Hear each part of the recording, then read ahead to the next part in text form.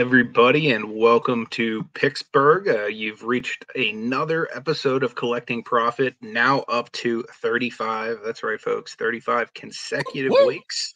We have been dominating the 10 p.m. time slot. Says no one ever. What's up, Big John? Good to see you, brother. Appreciate you being here. Big John, how's it going? Just got back into town from California. What have you been up to this past week, man? Not a lot. I had a bunch of baseball stuff going on. We're in fall baseball season, so we've had, a bunch of baseball stuff, just regular work stuff, and, a little bit of eBay stuff. How's baseball been going this year? So the team I play on, we got knocked out of the playoffs. The team I manage got knocked out of the playoffs, which was Mike plays on that team with some other guys his age, a little older ones. And then we just started the rec league, which is the 18U team. We have our first scrimmage on Saturday. So that season's just getting started. So as 2 seasons end, 1 starts. Yeah, very true, Big John. Things are getting hot and heavy over there, man. Yes, sir. But yeah, it sucks about your baseball teams, man. I know that that's something that you're passionate about. Yep. Are you going to be done for the season now, or do you have like fall baseball or anything like that coming up? Well, the 18-plus team that I manage does have a fall season. I don't know. The 55-plus team that I play on, I don't think they're going to do fall, but I normally don't do fall. But, I'll have to wait for spring to play again. And the 18U is fall league. We'll play September, October. Nice. So hopefully we could bring a title home. Yeah, hopefully, man. That'd be nice. So what else has been going on besides baseball? Man, for me personally, it's really just been work. Yeah. Stuff like that. Going to be traveling here a little bit coming up. Got some jobs to do in South Carolina and North Carolina. Nice. You need to stop and see Paulie? No, because I'm not going to be in that part of North Carolina. I'm going to be all the way over on more towards the East Coast. Okay. And it's literally, I'm going to get there probably like 3 o'clock in the afternoon. We'll start working at 5 and we'll end at whatever time, and I'll go to the hotel, go to sleep, and wake up the next day and drive home. Yeah, they're 2 one-hitters, man. So I know how that works for sure. Yeah, it's still a nice place to be. Like even if it's just like traveling through for a day or whatnot. Typically, people are pretty nice in the South. Oh yeah, and then then Wednesday coming home, I'll take my time. I'll try and stay off the highway and. Just take some back roads and stuff like that, and maybe see if I could, pop into some Targets or Walmarts along the way and see if I could find any, cards sitting around. Yeah, for sure. Speaking of going Walmarts or Targets, have you noticed any discrepancies in the prices based on like stores' geographic locations? The reason I say this is I'm noticing Targets overall in my area seem to be cheaper than Walmart. And then like there's one Target in my area where I can almost get any blaster box for $20 at this point. Whereas like there's several other Targets I go to and I buy the exact same blasters for $30, which sucks. Oh, wow. No, I have not seen that. I mean, the Targets have been consistent with Targets. Walmarts have been consistent with Walmarts. But we haven't I haven't had something like that happen where all of a sudden you go into one, Target and it's $30, but you go into someplace else, it's 25 or 20. I have not had that happen to me yet. Like even their like select megas, which are like never like discounted, are like cheaper than like anywhere else I've seen, like at a retail level at least.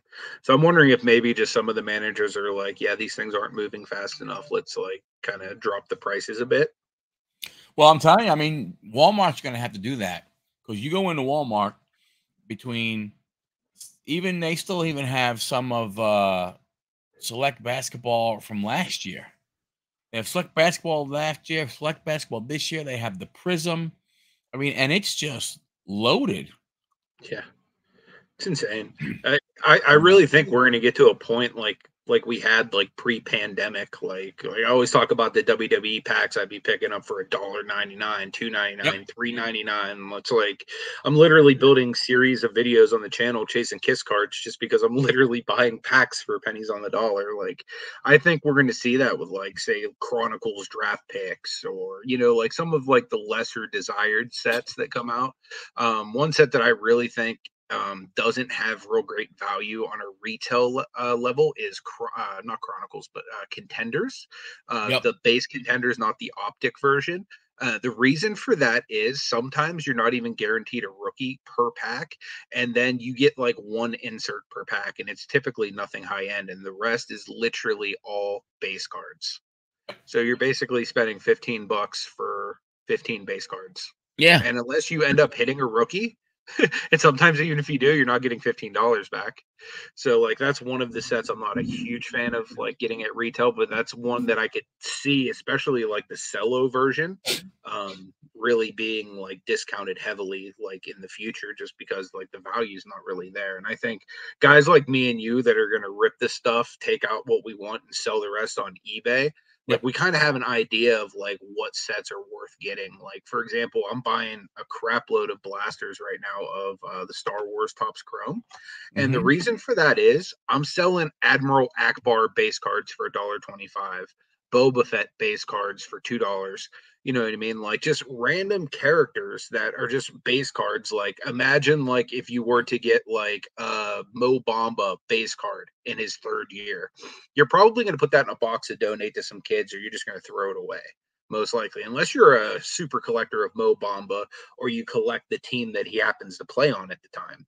So I'm basically pulling the Star Wars equivalents of Mo Bamba, listing them to my eBay store, and people are giving me $1.25 for them. So like whenever you think about the pack as a whole and you're trying to recoup the value of like say the product, whether it's a blaster box, cello box, hobby box, whatever, the fact that I can recoup money off of $1.25 base cards that Mm-hmm. like people would just throw away in other types of products is like huge for me, especially being that I sell a lot of lower end stuff. You know what I mean? Like the Yep. $1 to $5 is really my bread and butter. And then, like 5 to 10, maybe 10 to 20. Those are like the bulk of my cards, outside of my graded inventory. Now, graded inventory, I'll keep a little bit high end stuff, but Right. for the most part, I'm selling like $1 to $10 cards like pretty Mhm. consistently. That's where I've been. I mean, that's mine have been. I mean, at $1.64 ish range. I have done some in the middle twos and the middle Yep. threes, but I'm really, But then again, I have some $8, $10, $16 cards. Some of those have sold, depending on the card itself and everything. Um, but I have noticed, if in Walmart, I mean, if you're a baseball guy, um, a bunch of the blasters that they had, Gallery, Heritage, Allen and Ginter, Prism, Select, they've marked those down. They're like $17 blasters. Now, I have seen some of the packs. So Chronicles draft picks were one with Cade Cunningham on a box. Like those are down. Yeah. And even the packs are down on those also, Yeah. from that standpoint. Um, You figure even if you're pulling Cade Cunningham's, they're not worth more than $1 or $2, out of the no, Chronicles draft, unless you get like a short print. In that case, it's like, ooh, I just made $3. You know what I mean? yeah. It's like, I mean, and most likely out it's of a hard to pack, get value out of those. Now, I yeah, mean, granted, if you're getting $1 to $2 rookies times 20 in a box, you can make your money back off of that.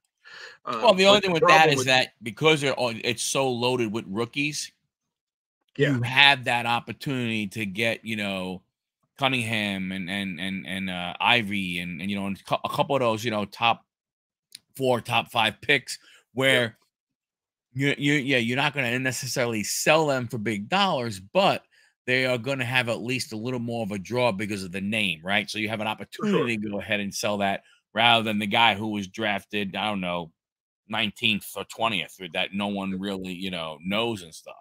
The way I You look at know, Chronicles is it's basically like the collector's set. Like, look at it this way. I love Chinese food, right? So there's some restaurants that I know are way better than my favorite Chinese buffet. Like their food is just considerably better, uh-huh. but I get considerably more food at the Chinese buffet. So that's kind of how I look at Chronicles. It's like, okay, well, I like these cards. You know what I mean? It's the Cade Cunninghams, it's the Evan Mobleys, it's the Paolo Bancheros. It's like all of these guys that I really like. Right. It's not quite the really good, flavorful General So's I'm used to getting at this high end restaurant, but I'm getting like way more of it here. So it's just as good, you know. So for collectors, like I always look at Chronicles kind of like the Chinese buffet because you're going to get a lot of superstars. You know what I mean? Like they don't put the bum players outside of rookies, that is, in Chronicles. You know what I mean? And even lesser to the extent, like, look back to the year wherever everybody was chasing Zion. Like going through Chronicles blasters, how much more likely were you to hit Zion Williamson out of a Chronicles blaster than you were a Nicolo Melli? Whereas like Mhm. every other freaking product, I was pulling Nicolo Melli, the Yeah. Well, like 28-year-old rookie or however old he oh, I was. know. Yeah. You know what I mean? Like, but Chronicles, it's like they're loading that full of the Jaws, full of the Zions, full of the better rookies. Yep. Now there's still going to be some of the lesser ones, but not to like the crazy extent. Like, for example, like a guy like Zion, who's like the leading rookie, is going to have a rookie card in every single set that they put in there. They might not do that with some of the lesser rookies, like the second round picks or the guys that aren't as like heavily touted. And then as far as the players they pick to put in there, they're putting in LeBron James, they're putting in like Joker, they're putting in like if you're looking at low end players, you're getting like Zach LaVine, Donovan Mitchell. Yep. If you're a Bulls fan, it's like, oh, this is our best player. If you're a Cavs fan, this is potentially our best player. But I mean, the Cavs, like I'm a little bit biased thinking that there's three guys that could potentially be our best player on the roster Yeah. between Mobley, Mitchell, and Garland. And you think about Chronicles, just think about it, right? We just mentioned before we went on air, the Ja Chronicles card is, Mm-hmm. popular again Yep. because now, there's, the Blind Side people are in it. And Yeah. plus there's the Isn't that rapper wild? the rapper who went ahead and passed away. And there's like two rappers on that, on that card also. And, it's crazy just to show you, goes to show you what moves the needle on certain Yeah. cards. I mean, when you think about that standpoint, like that shouldn't move a needle, but it does. And hey, Yeah. but again, that does, look, It's we're kind of not cool though. You saying know what we're I not mean? saying that all of a sudden now that's a $50 card, Yeah. but and it may not even be more than a $2 card. It's just that if you have them, you can sell them. Hmm. Well, it's You know, just like the one card that got big of the one Bulls player that just happens to have Michael Jordan in his only picture wearing a number 12 jersey. You know what I mean? right? Like that card got huge, or like the Mhm. Mark Jackson that has the Menendez brothers Yep. in it, or even like the Billy Ripken, with the F face, or Yep. any of the different variations of that, or the C3PO boner card, which is definitely on my to buy list at some point.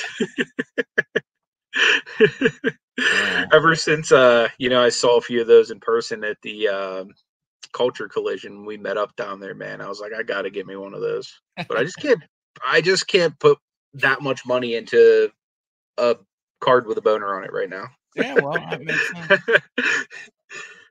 Big John, I know you had a question. What's up, dog? I do I do bin right now. I'm only Completely doing, agreed on. oh really? The quality's not that great for Star Wars There's a cards? lot of them that I'm finding with like surface divots and like scratches and print lines and stuff like that. So the what I'm finding though is most of the time it's the base cards. And for the most part, if it's a base card, I'm not going to be like overly butthurt about it, I just won't list it. I'll put it in my like either PC pile or just like give to like my girlfriend or nephew pile. Yeah. But yeah, the quality control was pretty bad. I mean, we're gonna get into like talking a little bit about card quality controls now that we know that the people who print Topps Chrome are also printing Panini product. So we might see why some of these quality control issues are happening. Well, Speaking of the girlfriend, the lady fella's in the house. I Good think to see you. yeah. I mean, I think when you yeah. But so I do bin. I may throw some on auction every now and again if I go through a couple of cycles and just do something stupid, I mean, Yeah, go 99-cent auction, see what happens if, 90 cent. If it sells, it sells. If it doesn't, it does. I don't know. But I gotta start going through some of mine. And I, I probably have to think about considering making some lots of I'm players. doing I'm doing mostly mine and buy it now. I've seemed to have decent luck with that. A lot of times things, if I just don't have them priced well, just sit there until I run a sale. And then normally once I run a sale, like they typically go down to like, comps or like a little under because the market's so volatile. Sometimes things just swing so hard. Like for example, like I have probably 100 different Darius Garland cards listed right now. And there's been a ton of them listed for like ever, even Yeah. since he was like super hot. Like I know right now, like it's the off season for basketball. His cards are like nothing right now. You know what I mean? So I would imagine most of my Garland cards are probably not listed for what they're currently selling for on eBay, but then I run a sale that takes 20-25% off or XYZ. And then all of a sudden those cards are now like meeting like regular comps. That's been like one of the hard things for me, Michael, like with having like 2,000 plus listings on a pretty consistent basis is with the card market being so volatile. And with most of the stuff I get, I'm either ripping out of packs or getting out of people's bargain boxes or whatnot. So for the most part, it's not the most desirable stuff, unless I hit a monster out of a pack. Right. So I'm getting like the secondhand players out of the bargain boxes, or if it's Paolo Banchero, it's like, oh, it's a base Donruss, which there's 8 million of them on there. You know what I mean? It's not like the crazy short printed, like no low numbered stuff that people are like fighting over. You know what I mean? So with that being said, like sometimes I do notice a fluctuation in pricing with my store to where I'm either like above what the current market is just based on the prices falling, or sometimes I'm like way below because a player pops. Like for example, what was the dude for the Nets last year? The rookie. Brown. Cameron Was it? Brown? Yeah, no, Cam Thomas. Cam Thomas. Thomas. Yeah. Yeah, like right I had around the half. time he I had popped, half right. I had like a ton of his crap listed for like 99 cents, $1, $1.25, stuff like that. And it was just like, boom, all of it just sold out immediately. You know what I mean? Or like, for example, Jalen Hurts. He was a bargain box darling for Oh the heck yeah. first year and a half of his career. You know what I mean? I had a crap load of Jalen Hurts stuff listed, probably considerably less than what it was actually selling for. But being that, again, the market switches and I have so many listings, it's hard for me to be like, okay, let me look up all of the Chronicles Jalen Hurts cards I have now and like try to make sure they're all active to whatever they're currently selling for or whatnot. You know what I mean? So, Yeah, and that's um, what I look for. Like all of a sudden I'll see that same thing and I'll be like, oh dang. I probably had these Sam Howells priced, mhm, too cheap. Oh well, at least I know the next batch I'll raise by, a few pennies and everything. But yeah, the truth of the matter is, you know what? I mean, I rather just, you know, keep making the sales and keep, the inventory moving and keep, because I mean, if you have a price, I'm sure what might happen. I don't know if it does, but somebody comes to your store and they see, wow, you have player X and you're way under. Okay, wow, I wonder who else this guy or this store has priced, mhm, lower than it should be that I could maybe jump on mhm. and get, 3 or 4 cards, you know. I, But I I'm have this one. also yeah, but also I've also tried to on On my sports cards, I try to take a different policy, if you want to call it, or theory, than some of my other stuff that I resell. And I'm going to change my thought process on those. Is, you know what, I'm going to price to sell. I know I'm not gonna go ahead and be the guy that's going to price everything for $1.25 if everybody else is selling, for $1.75. I'm not Mhm. going to be that guy. But I'm not going to be the guy that's going to go ahead also and be like, well, hey, there's 5 listed at $1.75. I'll list mine for $3 and just wait. And when all those 5 sell, I'll be the only one, because it's not going to work that way anymore. Yeah. There's so many people getting into, and this is where it becomes even like, harder for us. There's so many people, more and more you hear about, that are getting into the lower end game. You know, Yeah. that eBay standard envelope that changed. Oh yeah. I mean, that made card selling on eBay do a 180, man. Not only that, like the car dealer pros of the world, like the software programs that Yeah, actually make it tangible for somebody without a staff yeah, to actually get like bulk listings up. yeah. Like, I mean, honestly, like to maintain the 2000 level that I'm at, like, and my goal is to get to over 3000 soon. Like, it's difficult, you know what I mean? Yep. Like, especially with like, trying to like work outside of the hobby and like also produce content and do X, Y, and Z. Like, it's hard to maintain like a level, even with like the $1 to $5 mainly cards that I'm Mhm. dealing with. You know what I mean? Like, it's hard to maintain like that number of cards consistently in your store, like, which, I can't remember the exact number Bo gave. Maybe off the top of your head, like what you should expect of like a sell through, like once you have so many listed. What was it, like 10 to 14% of like your overall listings you should be turning over on a pretty consistent basis? Yeah, hold on a second. Mark, happy belated birthday. What's up, I Mark? didn't realize Mark's birthday, unless it's wrong on Facebook. I Yeah, mean, I think it Mark was is, yesterday. yep, same as Lisa. My wife's birthday is Yeah. Lisa also. Oh, happy My wife's birthday to Lisa birthday is too. Lisa. My wife's birthday is August 22nd also. Yeah, it Um, was my aunt's birthday too. oh, So it was very like good. a whole bunch of cool people. It was Blaze McCoy's birthday too, actually. That's right. So it's Uh, like all the but cool people had but I a good think, birthday. I thought it was less than that. Now obviously it goes in stages, but I mean, you think about it when you look at him, you know, Mhm. he's got what, 40,000 some odd, 40,000 listings. When you think about it, when you have that many, 10% is still what, 400? My math is correct, right? So I Uh, mean, Something like that. Yeah, yeah, it's a so I lot. mean, It's a lot of. thank you, Mark. So that's still, like, it's a lot of work. Also, when you think about it, I give him credit to be able Yeah, to do a one-man show. Now again, out of if he sells a 10% rate, I don't know if that's, if that's daily, that's nutty, man. That would that would be now, I guess if you're only doing it full time, you have a system, you can bang it out. You also got to be hoping you're talking multiple cards per order, right? Because you're hoping that at least 50% of that is multiple cards, because if not, yeah. that's a long time shipping, and it's not like it's It's hard. a pain.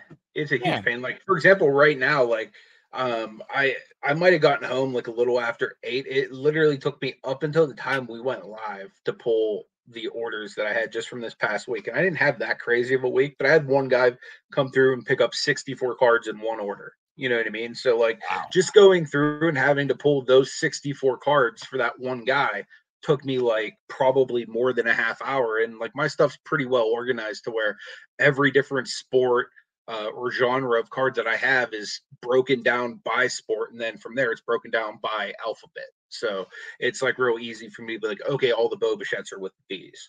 Or if it's See, like say a player I have a ton of, like Isaac Okoro, like I literally have hundreds of his cards there. I literally have a tab that says Isaac Okoro. You know what I mean? yeah. Because I can You, go right to it and find all of his cards easy. you, So you like you being that, spend a lot of time up front in your filing system? I didn't. It's like being fully transparent at first.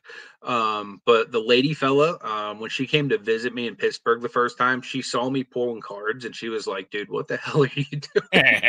Because I used to have it just by sport. And then I would by memory remember where the chunks are that I listed. You know what I mean? Just because like I'm the only one that handles the cards. But Yeah. that's not sustainable for once I scale this beyond myself. You know what I mean? And then I got it to a point where I was bringing in virtual assistants to help me with the listing and stuff. So then it's like while I was still photographing them, organizing them, putting away and stuff like that, being that I wasn't initially working on them, it would be out of my mind exactly where that card was at whatever specific time. Because sometimes I might take a photo, it might not get listed for 2 months. You know what I mean? Whereas like before, if I was taking a photo, it was getting listed that same day Right. or, over the next day or two as I have time to list.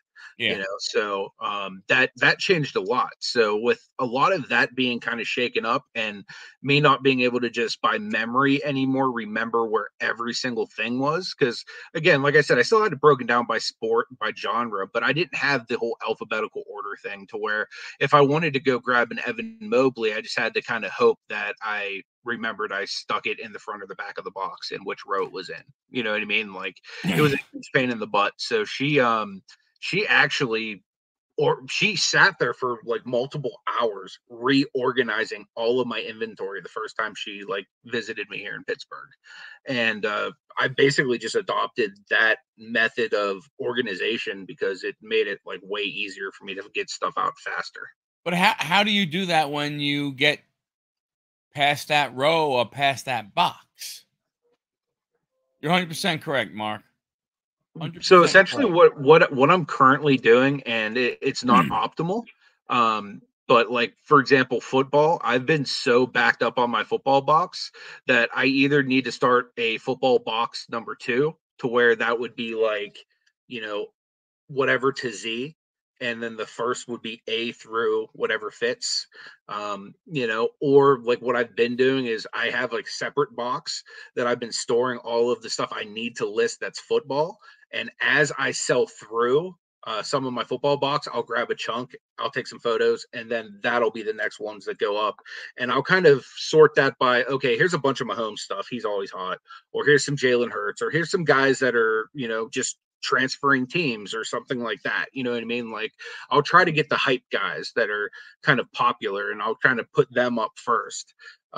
Because like right now I really don't have enough to like really warrant busting out a whole nother 2 row or a whole nother 1 row to or even to kind of fill that kind of stuff up. So but again, as I go to bigger card shows and stuff like that, that changes overnight. Like there's some times where I'll go to card shows and I'll leave with a few different 2 rows.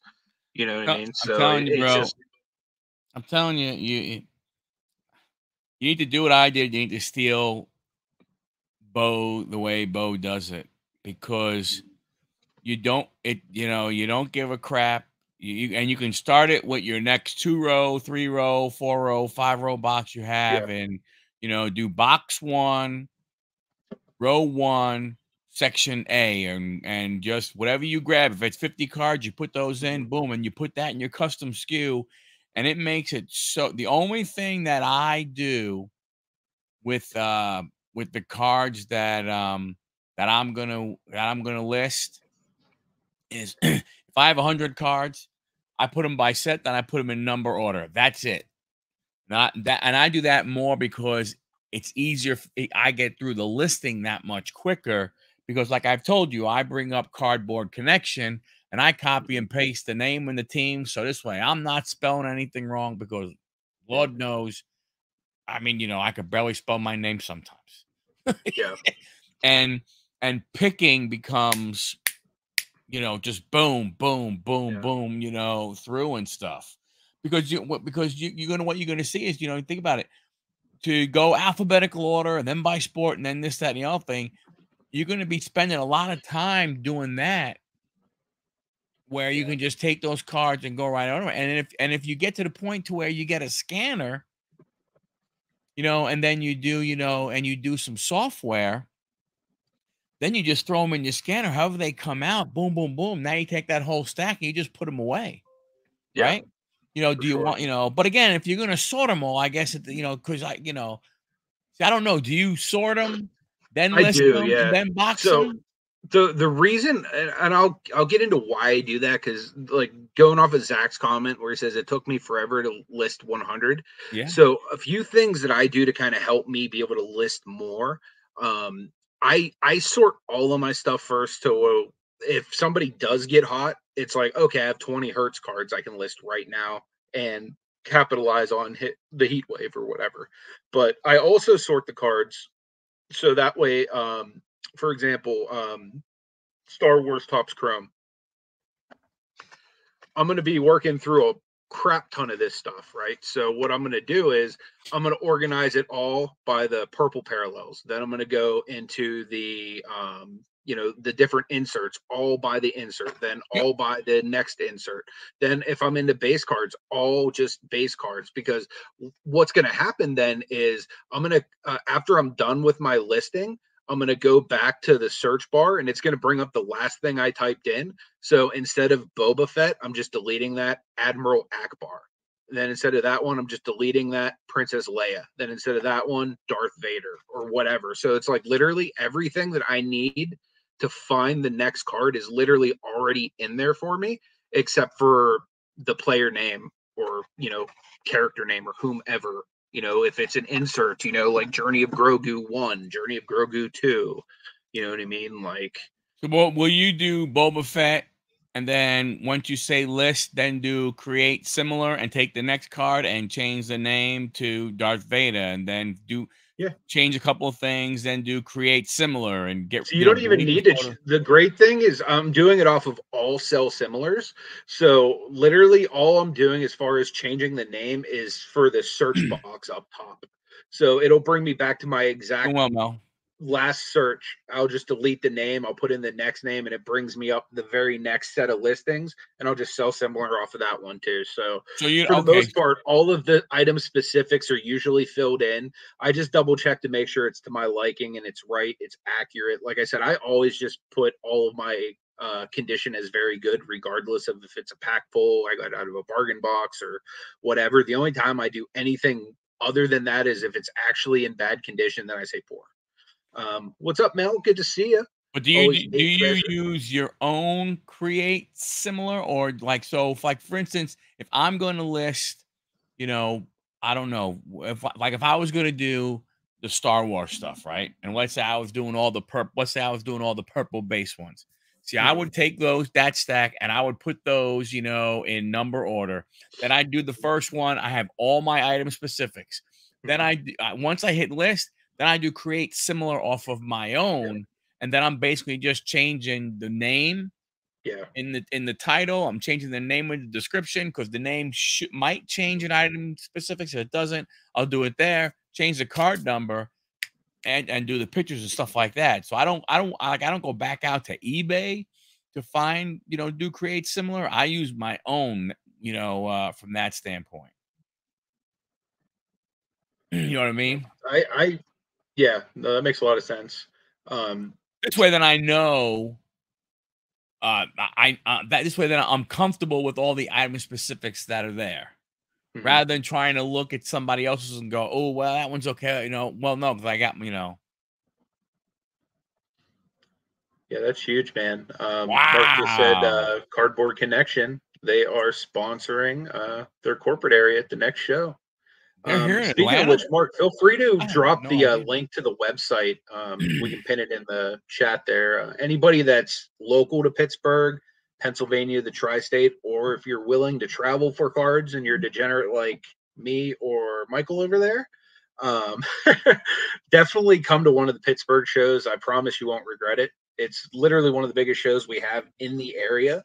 And Mark is trying to build something special here. He's really trying to get that Dallas vibe, that big regional vibe here in Pittsburgh. So definitely recommend you guys checking it out. That's funny, Lockin. I was gonna say, Dom, best case scenario, you're probably starting off at a 99-cent auction for Beast and hope for the best. No, but I mean, it's I don't know. what I have found is what works for me. And here's the great thing, like, and we've talked about this, and hell, Anthony, we talked about it on Ecom and Beyond Yep. when I was on your show, and you talked about it when you were on that reselling show, with my, when I had Yep. my other show, you know, eBay listing, it's still a very personal thing, right? You still have Mhm. to do what works for you, what works the best for you, right? For somebody, again, now in the card market, it is a little different because or if you have a scanner, if you don't have a scanner, if you have software, if you don't have software, me, I have a scanner. I scan all my cards, boom, boom, and then I have my process, right? Anthony's taking pictures with his phone, then he's doing his thing. He does a lot probably you probably do a lot on your phone, right? Yeah, It's me, mainly all on my phone. yeah. See, I me, will do I don't. some. I will do some computer, but majority on the phone because my goal is like I want to list 80 to 100 cards while I work. Like Right. Well, so you're I also going to an office somewhere, so yes, you have to be able to use your phone and everything. for sure. Me, I'm thinking, like I'm, one half of 1/4% will I use the phone. Honestly, the only time I will really use the phone is if I scan this card and and I see that there is a defect on it, I will do my listing. I will save it as a draft, and then I'll get my phone out so this way I can angle it right and get a picture, let's say, of a better picture of of a dimple, of a little line, or so on and so forth, right? That's Yep. usually the only time I will use my phone from that standpoint. Yep. So I put a little poll in the chat just to see what you guys think. We are going to start talking a little bit about the Panini versus Fanatics hobby war that's going on. And just basically the big drama that's been happening over there, Panini America and Fanatics. So again, guys, if you want to go ahead and vote, weigh in because this is a show where your opinions count. You know what I mean? It's not like Michael and I are sitting up here saying our opinions count more than yours. So yeah, do you think Panini's going to come out on head? Do you think Fanatics is going to come out ahead? Do you think that it's possible some third party can come up from behind and kind of take over when they're taking each other out? That would be what I would hope to see happen. Like if you guys saw the video I released yesterday, that was kind of like what my vote is. I personally think Fanatics is going to come out ahead of this just because they have the money, they have the licensing. So barring some kind of like blunder on their behalf, they're probably going to win, in my opinion. But man, it's gonna be really interesting. And I think I think the only way Panini can have a chance is if Panini Europe gets involved. I can see that. You know what I mean? Like if because I think the parent company would have to get involved. Because they kind of they from what I mean I've never I know Would you I've want never to really, though? If what. if you were Panini Europe Mhm, and like you're the parent company of Panini America, mhm. like you've been making a crap load of money off of Panini America recently, but Yep. like the prospects of Panini America don't look great. Whereas in Europe, you're still like basically the king with stickers. You know what I mean? Like you still have somewhat of a presence over there, unless Fanatics is going to steal up all of them licensing too. Um, so like I'm wondering if like does the European branch even kind of want to intermingle themselves with the American branch? Because I would imagine that like even though they might be under the same umbrella, I would imagine there's something legally that separates them to where like if one company goes down, the other one still can function or whatnot.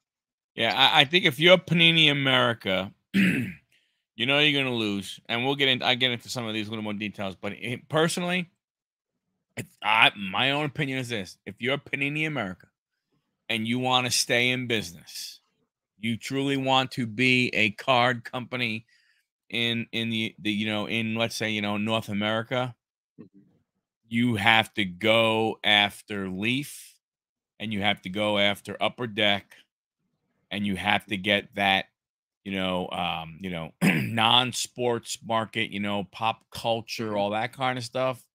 and then you Mhm. got to get racing, you got to get wrestling, you got to figure out how if you can get golf, you got to go after hockey with upper deck. I mean, you have to go hard after that because if you're not going to survive on draft picks.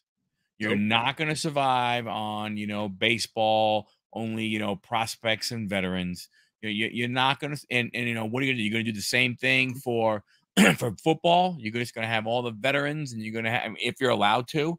I mean, I don't even know if you're allowed to. So Yeah. I think that's the only way, I think that's the only way you could potentially, uh, you know, do anything. I don't know. I mean, I see Zach says, that Fanatics wins and Panini sells out.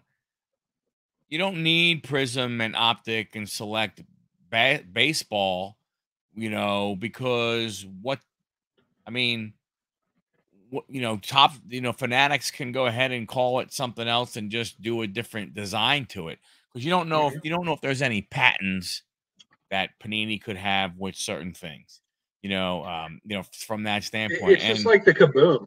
Like there's people that have the kapows or like whatever they are. You know what I mean? Like which is basically the same thing. It's just like so they don't get sued for like copyright infringement or something like that.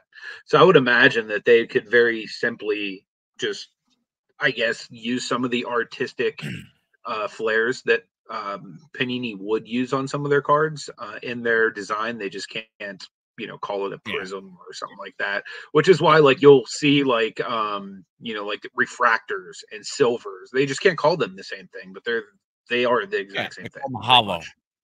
Yeah, or Well, like they a call them scope or like Prism, those. and they spell them correctly with an S Correct. rather than a Z. No, and Lock and Dom, I understand that Fanatics has the WWE. I understand that completely. What I'm saying is they would have if they want to stay in business, that's something that they would have to figure out. How do I go back and grab that? How do I get that back? That would have that to me. That's the only way I think they're going to be able to be a viable commodity to have anything really worth purchasing. From that Yeah, standpoint. for sure. Yeah, I tell you, the whole deal is it's.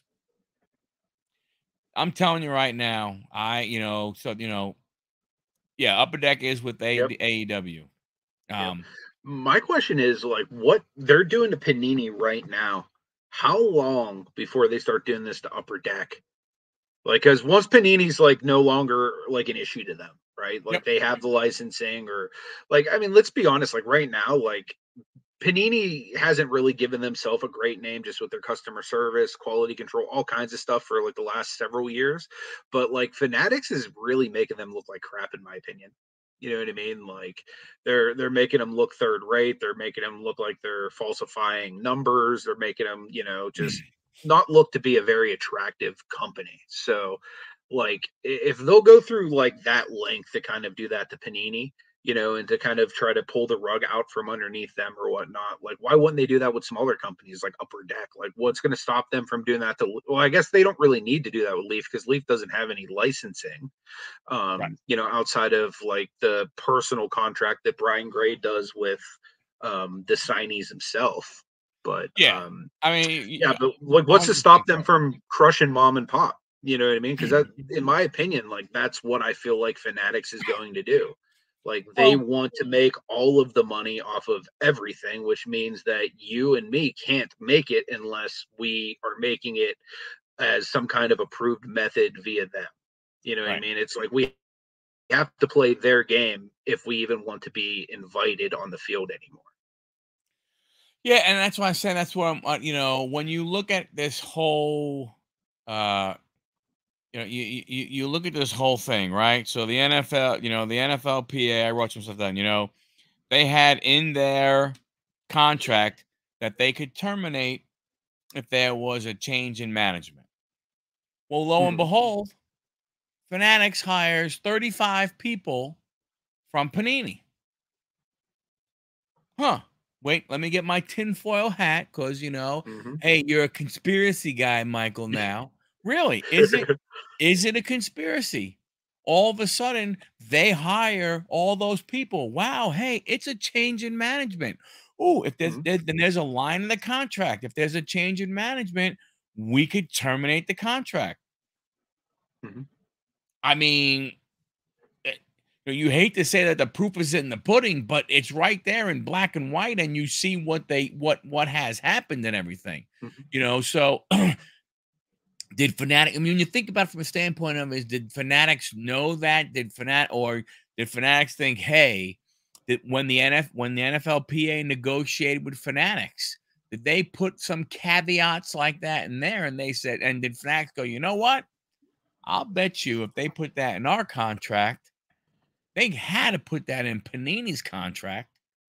Let's go ahead and do this and wait and see what happens. And it's extremely, it's extremely possible. The everybody, again, everybody thinks it's so great and so on and so forth. Oh, it's about Mhm. time and so on and so forth, and it's amazing how, it's like, oh, everybody's great about it all of a sudden. Oh, but nobody cares about what happens to Panini America. And then all of a sudden, yeah, but guess what? We'll get Topps Chrome football and basketball and so on and so forth. Yeah, they will. You will go ahead and get it. And one of those things, you know what they always say, be careful what you wish for because it might come true. I am from a person who sells cards, not the collecting side of me, right? Yeah. The not an investor. I'm not an investor in cards. I don't have cards that I hold on to, prospecting that in 10 years this card is going to be worth, 10 times what I bought for it, right? I buy something to try and buy it cheap and sell it for a few dollars more. Mhm. That person and that part of me is nervous because if they want what happens if they go on a printing binge again? Yeah. It's Yeah, possible. they own everything. Yeah, they own Why wouldn't you everything. at this point though? Like, because right now, If like people are gonna buy it, if I'm Panini, it's literally like I'm getting what I can while I can still get it. Like, because if you see the writings on the wall, you know what I mean. Like, if you're a company that's been the dominant for, look at it this way. This would be like Coca Cola no longer being Coca Cola. This would be like because for like this isn't even like Pepsi coming in and being like, okay, Coke, you're no longer number one. This is like somebody who wasn't even in the space. Like Fanatics, like wasn't even in cards. You right? know what I mean? They're like literally coming in, like, okay, yeah, you're no longer in here. Like Coca Cola is no longer cool. Yeah. Well, I mean, Mark makes a good point. What happens to get great rating? Yeah, Hey, they've already gone ahead and bought a marketplace. They bought yeah, PWCC. yep. So who knows what happens now?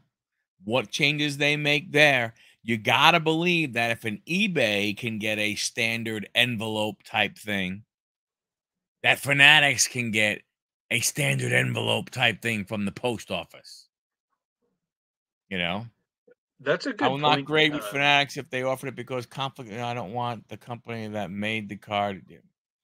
Well, yeah, yeah. I mean, that's a really good point. That's a really good point and everything like that. And I think that's the only saving grace is that it's probably going to be difficult, maybe, for them to get one of the big four, let's say, PSA, BGS, SGC, and I'm going to throw in CGC in there. Yeah, I definitely because throw CGC up there. they have all those other markets that they deal with, right? Yep. But why couldn't you, if you're Fanatics, buy a tag and I mean, honestly, I could arena see them club? even working with SGC, like, because like SGC has been running all kinds of tops promotions. Like, I don't see them doing the same thing for Panini or Upper Deck or like any of the other card manufacturers. You know what I Oh mean? no, Like, could it just? no, I'm not saying that they I are. agree. No, I agree with you. I don't know, but that's what I'm saying. Like that's the only thing you could hope for. Because if all of a It, sudden, if SGC becomes a Fanatics company, mhm. I mean, That puts them right up there with PSA, in my opinion, if they were to be like backed by Fanatics. As far as I would say legitimacy and like I guess, dollar power.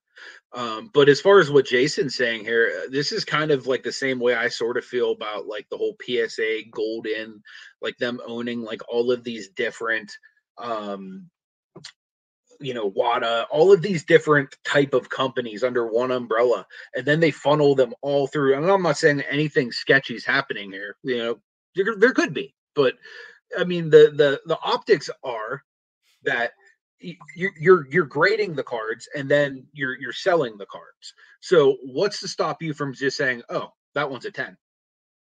Because it's going through my auction house. I make more money if it's a 10. You know Right. what I mean? If it's not going through your auction house, you make the same amount of money whether it's a 10 or a 2. You know what I Right. mean? So it actually incentivizes PSA to give higher grades if it's going through their auction house.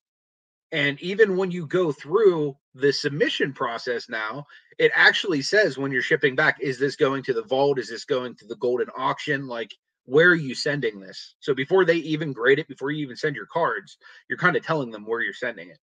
Right. So does it incentivize them? I'm not saying that it does. Like, I'm not putting on the tinfoil hat, but I'm saying the optics of it, just like Jason's saying here, that if Fanatics had their own grading and they were manufacturing it and grading it, it's sort of similar to what PSA is, I guess, collectors is already doing with having PSA, having WADA, having all of these different companies that assess the condition, which really attributes to its financial value, and then putting it through their bigger auction houses. You know what I mean? Like, Yeah. and again, like, do they make considerably more money actually just doing business the right way? And would they not want to risk that? Most likely. That's most likely the case. But you can True. see how the optics there, especially if you're a tinfoil hat theorist, it doesn't look great. You know what I mean? Especially where, like I've sent cards to every single major card grader in the country. You know what I mean? And even some of the ones that aren't major card graders. And I could tell you, within zero point 0.5 of a grade, what the heck that card's going to come back as. With PSA, it's not as consistent as every single other card grader. And it's Correct. not Oh because no. PSA is that much better than SGC or that much better than Beckett or that much better than CGC. It's just because they're that much larger, they're doing that much more work, and it breeds that much more inconsistency, in my opinion. Right. Yeah. No, 100% correct. I just want to go back. Zach, you said you're going to miss Prism, Optic, and Select football for sure and everything. And I would miss Prism, and I would miss Select. But I look at Optic as being different, right? Because here's what I look at Optic, right? So you have, let's say, you have like Donruss, and then you have Donruss Optic, right? Because that's really what it is. It's right. It's Donruss Optic, and it's Donruss. Okay. So it's a paper product and a chrome product. Think about it. We already have that. We have Tops and we have Tops Chrome, right? So you have Tops Chrome paper, then you have Tops Chrome. You have Bowman paper, Bowman Chrome. So you kind of you'll have that. Prism and Select, those are the inserts and the cool stuff along those lines. I'm sure that Fanatics has got to do something, or actually, no, they don't have to do anything. They just say, guess what? We have Tops Chrome and we have Tops paper. Mhm. That's the way it's going to be. So, you miss Select. Oh, well, you miss Prism. Oh, well. But, I don't know how, again, when you look at it from a licensing standpoint, from a copyright standpoint, do they have to buy that stuff from Panini? And then if you're Panini, if you look at what they did to your company, what the perceived shadiness that they have been working, why would you sell those copyrights to them?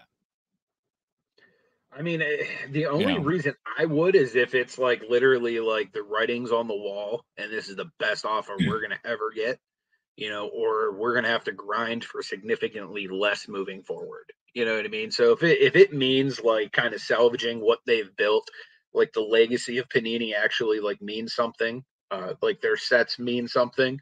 But here's the thing, Fanatics could buy them and they could crap on them because once they say they buy it, they own the rights to it. So if they want to flush Panini down the toilet, they can do that. right? You But know what what I I'm mean? saying Like, is, if and you're Panini at that point, what you're going out of business. Why? Why why give something that you built to somebody who helped put you out of business? It's not like they're acquiring you and they're taking everything that you had, because there's nothing Mhm. to, in reality, at the end of the day, there's nothing to take. They, because Panini didn't. Yeah. It's not like Panini owned the printing presses and all that other kind of crap, right? Mhm. The only thing that they could potentially own is the intellectual property. So if Yeah. you're at that point where that's all you have, and they've basically taken almost all the meat off the bone, and all you got is Mhm. a little bit left, you go, you know what? Screw you. Because I wonder, do they do Select? Do they do a Prism? Do they do that stuff over in Europe? Would they decide to bring that over there and say, hey, we'll just print it over here now with soccer and all this stuff we do over here? I don't know. Yeah, or It's like an all, Asian exclusive, like the T-Malls yeah, or something. Like I could see that. My main concern is that baseball has shown us that non-licensed Panini, like even if it's Prism, even if it's Select, even if it's some of the major sets, it just doesn't mean anything to most collectors. Or excuse me, to even most investors, most flippers. most flippers. Some collectors don't care. Like for example, if I'm ripping a pack and I get any form of Pittsburgh Pirate Tiger Stripe Prism, I'm gonna be fired up because I'm gonna keep that for my PC. But for the most part, most people are gonna look at that card and be like, "Oh, it doesn't even say Pirates. There's no logo." Right. You know what I mean? Like you can clearly see they've altered his jersey to make sure that certain things were covered. You know Yep. what I mean? So like I see how that would like rub people the wrong way, or even potentially what they're talking about with football, not even being able to use the images and likenesses of the current players. You know what I mean? Like, man, that's a real hurt piece to like what the company's actually able to do. Like for me personally, with and the way Panini has portrayed like the older players too is like it's completely opposite of what they've done with wrestling. I know we've talked about this a little bit, but like wrestling and sports cards are completely like opposite. Like, whereas if you're ripping any sport, baseball, football, basketball, hockey, you're looking for the rookies. You're looking for, the Wander Francos, who like right now is a hurt piece for you because, a lot of people invested in a guy who was young and did something stupid. Oh, You know what I Julio mean? As a Rodriguez, Ellie De La Cruz, any even any O'Neal number of those guys. Cruz. Like Yeah. I was guilty of it with John Morant. Hell, I bought a ton of Sekou Demboya cards, like a dumbass. You know what I mean? So like I am guilty of it myself. But the way wrestling works is the younger guys, they're really not worth that much. I mean, you might have like a Braun Breaker or someone like that comes along that might be a little bit more touted. Their cards might be worth a little bit more than like the average rookie in the set. But for the most part, the guys you're really looking for in those sets is like the Hulk Hogan's, the Stone Cold Steve Austins, the Rocks, the guys with cemented legacies that like look at the equivalent in football right now. You can pull a downtown of Joe Montana, of Joe Namath, of like any number, like Big Ben. I love the Steelers. You know how many times I've seen a Big Ben downtown at a card show, and I was like, "Oh man, that's so sick that you got a Big Ben." And they go, "Oh yeah, I was so pissed when Big Ben came out." I'm like, "This is a Pittsburgh show. What do you mean you're pissed off?" And it's like, "Oh yeah, we wanted Mahomes, or we wanted Joe Burrow, Right. or wanted Justin Herbert," and it makes sense because those guys are literally 10x what like a Big Ben Roethlisberger is, who's literally, if not the best, the second best quarterback that's ever played for the Steelers. You know what I mean? Like it's just it's weird how like the other sports are completely backwards, but like wrestling, it's like if you get those big guys that have already kind of cemented themselves, that's kind of what you're looking for. Hey, Um, you saw my channel. I pulled the green. I pulled a green 2 of 5 mezzanine. Right. I'm very yep. happy that I pulled that card. Yep. Then I'm like, who the flip is Dijak? Why couldn't that have been Becky Lynch? Why couldn't that have been The Rock? Why couldn't it have been Stone Cold? Hell, why couldn't it have been Roman Reigns? You know? That's a interesting take there, Mark. That I never even really thought about. He says back Well, in the day, something very similar happened with a company called Tops. Everybody said that that would be a monopoly, and that turned out okay. And you know what's even more funny about that, Mark, is that like Topps is now the company that Fanatics is using behind all of this, which makes it even more interesting to me. Yes, But yeah, I mean, but here's the big difference, though. That it was just cards. It wasn't the marketplace. It wasn't all the everything else that they went ahead and had. And look what happened. You know, Topps helped bring in the junk era, the junk wax era, when other companies came on. Now the way the money is right now, who's going to be able to pony up, and they all want exclusives now. Back then, they didn't give a crap. Oh, it was Topps, it was Donruss, it was Fleer. Who the hell else was it? Score, right? They didn't care. They didn't. Oh, hey, we'll pay you this much. We'll pay this much. We'll pay you this much. Now it's like, hey, I'll give you $1 billion, or I'll give you 500 million, but it's only with me. Nobody else. We own it all. And that's, I think, where the difference is now, Mark, is they own it all. They are the NIL for MLB, NBA, and NFL, and nobody else is going to be able to do anything in that area while they own those contracts. I would really like to see like a just open conversation with Mark Rubin and just kind of get his perspective as to like the tactics and the way that the company is operated. Like the thing that rubs me the wrong way is that I feel like they're a ruthless mafioso company. You know what I mean? Now, granted, most of big business is that way. You know what I mean? Like the fact that this is a hobby company, you know what I mean? I think that's why most people kind of give them like a little bit of a pass because, oh, it's hobby, it's fun, it's XYZ. But most big businesses, even human beings, are like dollars and cents to them. They're numbers. Mm-hmm. You know what I mean? Like all they care about is putting you in a position to make them more money. Or if you're somebody that is their target audience, extracting as much of your money out of you as possible.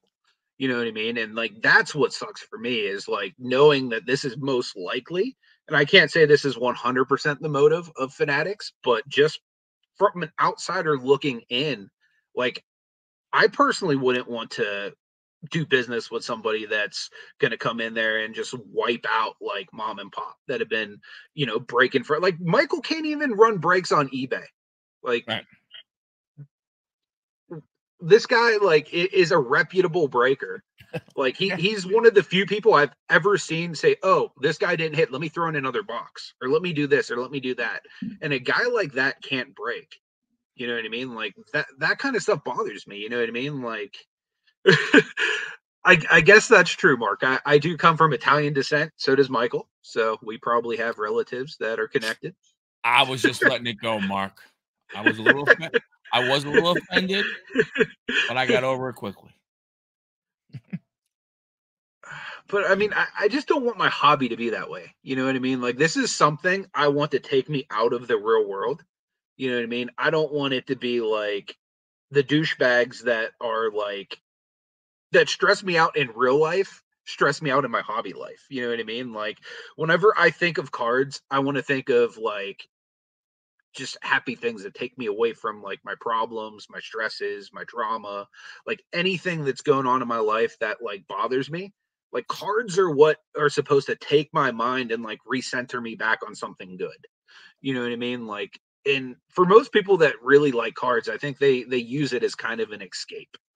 You know what I Well, mean? So like one thing that I've seen as a growing, emerging thing in the hobby over the last couple years is just people that are scammers, people that go out of their way to rip people off.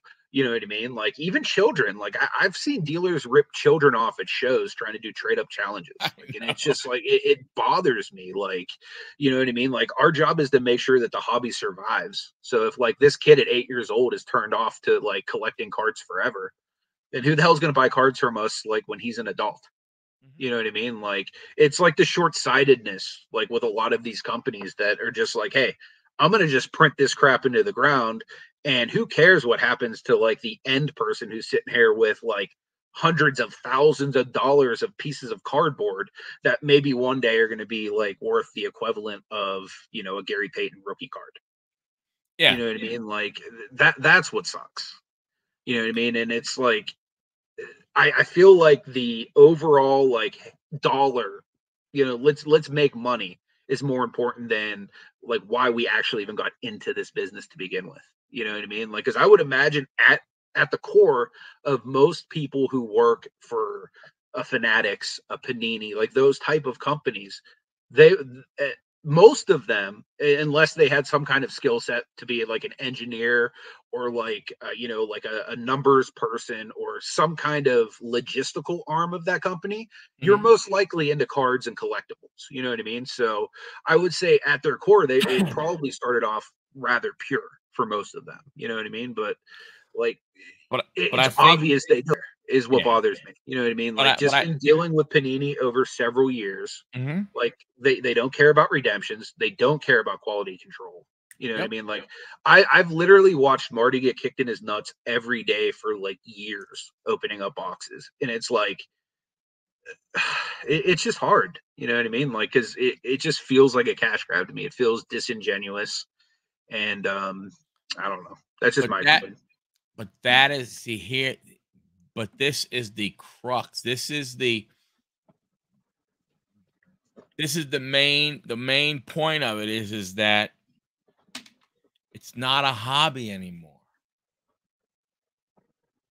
It's not a hobby. It's it's it's turned into a lot more than that. This isn't, you know, that's just the way. I mean, to me, it's just the way it is. It's not a hobby anymore. To me, it's not a hobby anymore when you have these friggin' 9 to 14-year-old kids carrying around these mega Zion cases, you know, with, you know, $5,000, $6,000 cards in it. That's not a hobby anymore. Hmm. It's not. And I think that's what irritates the guys like you and I, Hmm. because it's more about the card. Because, you know, it's more about you wanting to get as many Cordell Stewarts as you can. It's Yeah. about Mike wanting to get as many Michael Chavis cards as he can, Rodrigo Blankenship cards as he can. It's me wanting to get as many Fred Lynn cards as I can, right? Mhm. 'Cause I want to collect that hobby part. Yeah. Unfortunately, it's not that anymore. It's not that simple anymore. And I think, you know, that's why you know, that's what it has become. Yeah, yeah. I mean, you guys are right. I mean, like there are a ton of other companies that do like the exact same things in other spaces, you know. And like the main reason this one chaps me is just because I don't like that type of stuff coming into my hobby world. You know what I mean? Because it's Right. more of like it's my safe haven. You know what I mean? So like whenever like literally every single YouTube channel I watch is reporting on the Panini Fanatics thing going on, like that's literally all that. Like if you look on Instagram right now, like most handles are reporting on this. Like this is an ongoing thing. Like literally, like we're actively watching the world burn around us. You know what I mean? If like you're a card collector, you're actively watching the world burn.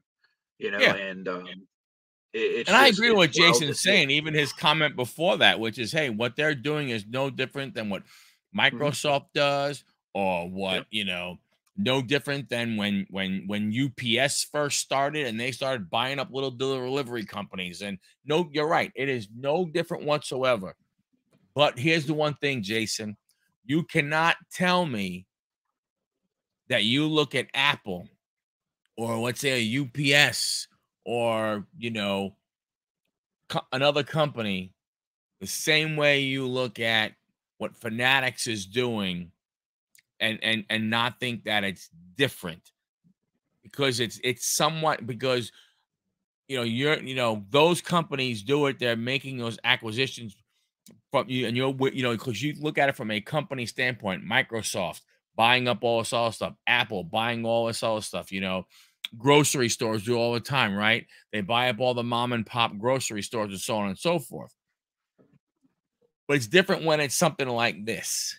You know, it's a collectible type thing. I mean, would it be the same thing if it was in the car industry and all of a sudden, you know, Ford went ahead and bought all the other, you know, companies and everything? And again, it happens. Look, the company I work for, we buy up all kinds of little companies, you know, 3, 4, 5, 6, you know, every year and stuff. Mhm.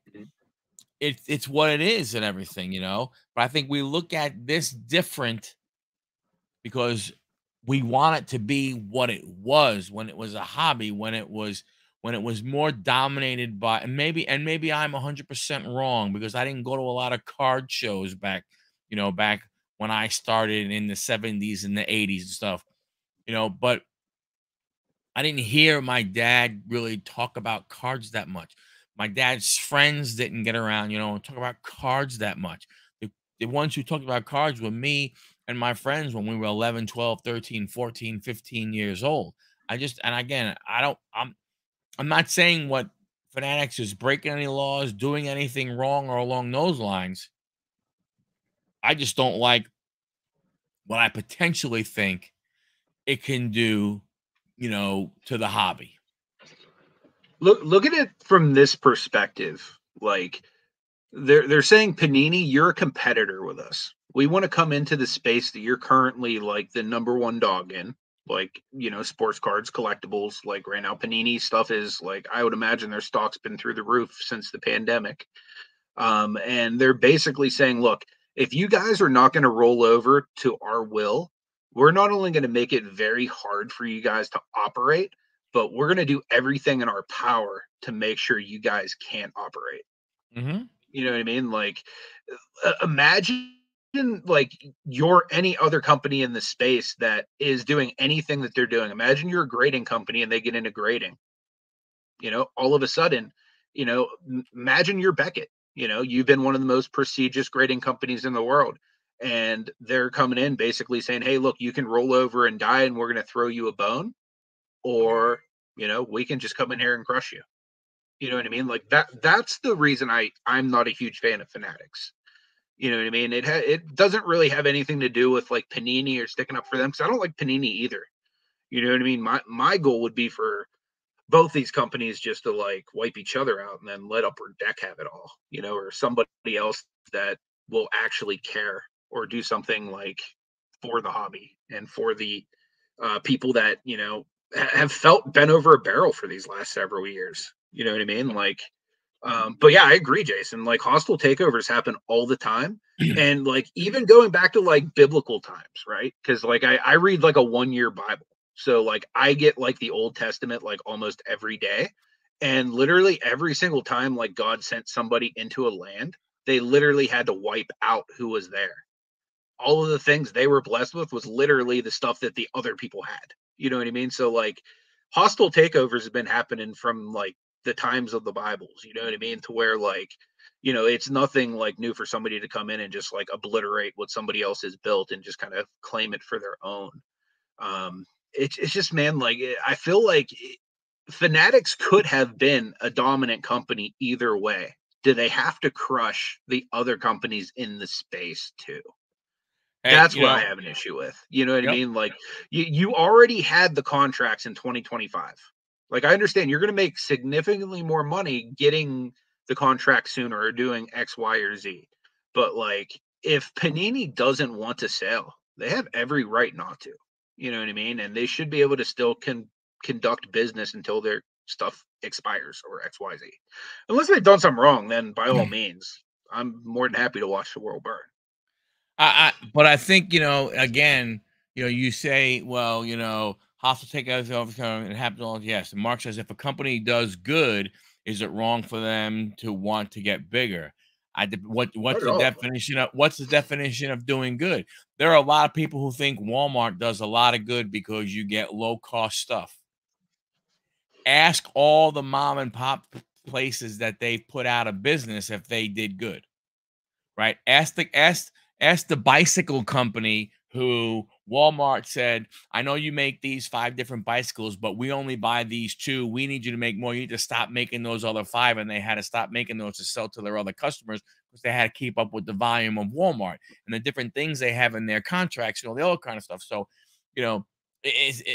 we think companies do good, but there are a lot of people that go ahead and get hurt in the wake and everything. And look, I used to work for the second largest retailer in the United States of America. Favorite color was orange. I watched that company put little mom and pop, some stores, out of business. Was it good for me being an employee, being a stockholder? Yeah, bet your rear end it was. Was it good for the people who supported those other smaller companies? Nope, not at all. So I mean, there are a lot of things that happen in the wake that, it's like it's like the wizard from the Wizard of Oz, right? A lot of times we don't see behind the curtain and see what is really, happening and stuff, and everything like that, So I mean, you have to, can they do good?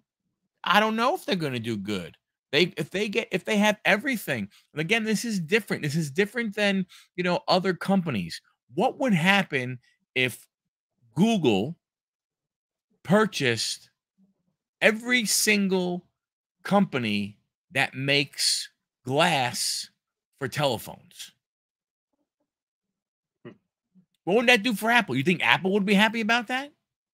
Yeah. You know what I'm saying? What would happen, if Samsung went ahead and did the exact same thing, they bought all the thing, so I mean, this is different than Apple buying a company here. That it's different than the company I work for. We buy a logistics company, we buy a data company, we buy a cleaning company, we buy this type of stuff. I just think this one's a little different. I'm not saying that it's not the same, but there are differences in it when you're talking about bringing everything under basically the 3 major sports all under one company for them to do whatever they want to do with no checks and balances. Don't get me wrong. I understand. Hey, Panini printed the crap out of stuff.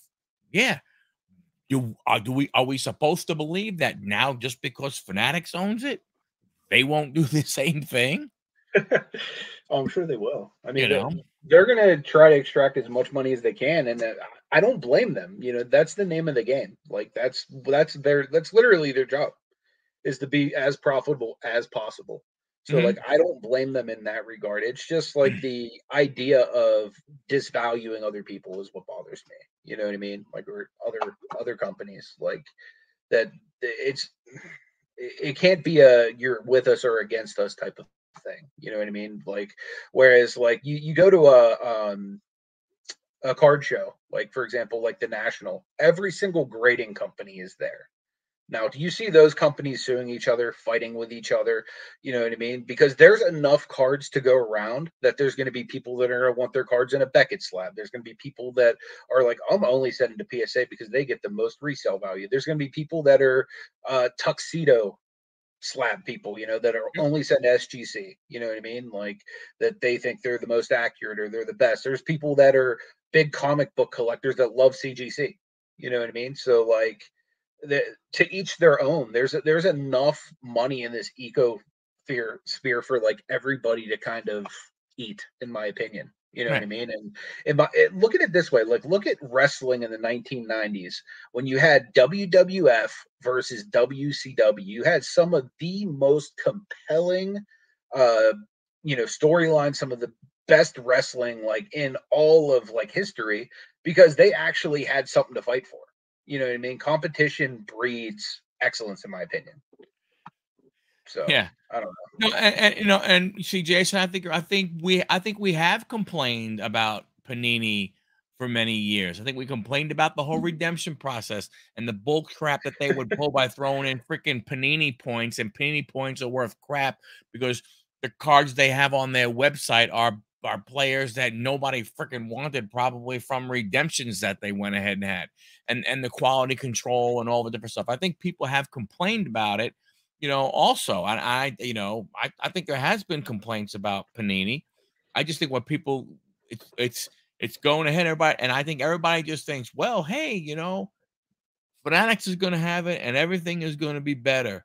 I don't think it's necessarily the quality control and all those things that people were complaining about with Panini. We've already seen Topps has crappy top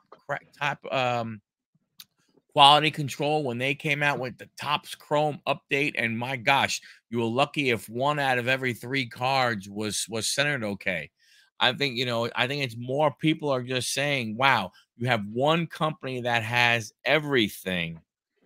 It makes it different because now all of a sudden they buy a marketplace. Now all of a sudden they're saying, hey, we want cards every single place that they can be. We want this, we want that. Well, the only way you're going to make them be a lot of places is to print more and more and more.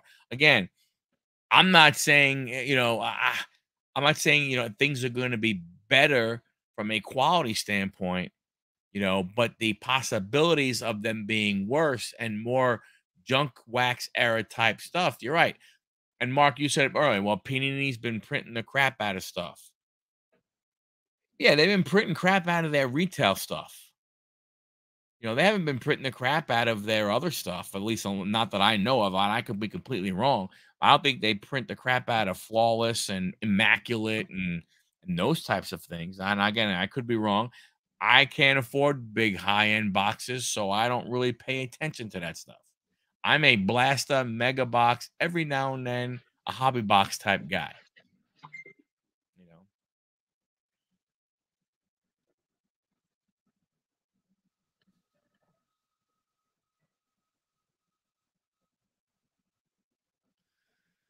I don't see it that way. Buying components of what you're using for your company to lower your cost of goods to make the most profit, you can add and do R&D to innovate. Hey, we will see. I mean, I hope they do. One thing that I noticed though, like especially in the hobby landscape, one thing that really has brought innovation has been competition. Like a lot of like the newer companies will come out with something, and then like the bigger companies start to adopt it or X Y Z. Well, I'll tell you the one thing the one thing I don't want to ever see again. I never, ever, ever, ever, ever, ever, ever, ever on a football card or a basketball card that has a patch, say on the back, not from a specific game or event. So Fanatics, if you're going to buy them all and you're going to do all that kind of stuff, every one of them better be, I don't even like player worn because that's a bunch of crap also. Mm-hmm. But you could have a guy put on and take off friggin' 30 jerseys in an hour and stuff like that. Give me the crap that they used in the game. You want to make things different. You want to make things better. Do that. Get rid of this sticker auto crap. That's how you're going to make things better for the hobby, not this kind of stuff they're doing. Mm-hmm. Absolutely. Right. Yeah. I agree. But that's all because of the money. The reason why you had that back in the 80s and the 90s, where everybody was making everything was because these PAs were not seeing the dollar signs of what is happening out there now. That's why I'm saying it's looked completely different. There's so many of us that are this older generation of collectors. We're collectors. We're not investors. Now, I know there are some guys that go, oh, what are you kidding me? Heck, man, back in 1982, I was buying up all the Cal Ripkens because I knew Cal Ripken was going to become the Iron Man. His cards were going to go crazy. Yeah, okay. That's one out of every, I don't know how many 100 people might have thought that way. Most of us who were collecting in 1982, that might have been anywhere from, I don't know, 10 to 18 years old, really we're not looking at Cal Ripken that way. We were just doing what we were just buying cards and so on and so forth. So I think it's a, from that standpoint, it's become more of a perspective. It's become more there's a lot more investment in the hobby than there was. The pendulum has swung. There's a lot more people looking at this as investments. Look at breaks. Look at backyard breaks. Look at the backyard boys, right? when they go ahead and break and you pick a big card and you hit a big card, what's the one thing, the phrase that they always, always, always say? That's a You Tesla. got paid. No. What do they say? They go, you got paid. Right? You're not collecting your Yeah, favorite guy. You're not buying into those breaks because you want to get, you're hoping to go. I mean, maybe if you're lucky, you get your team. But what do they do when they say that type of stuff? Guess what? Ooh, you had the Cardinals. Oh, guess what? You got paid.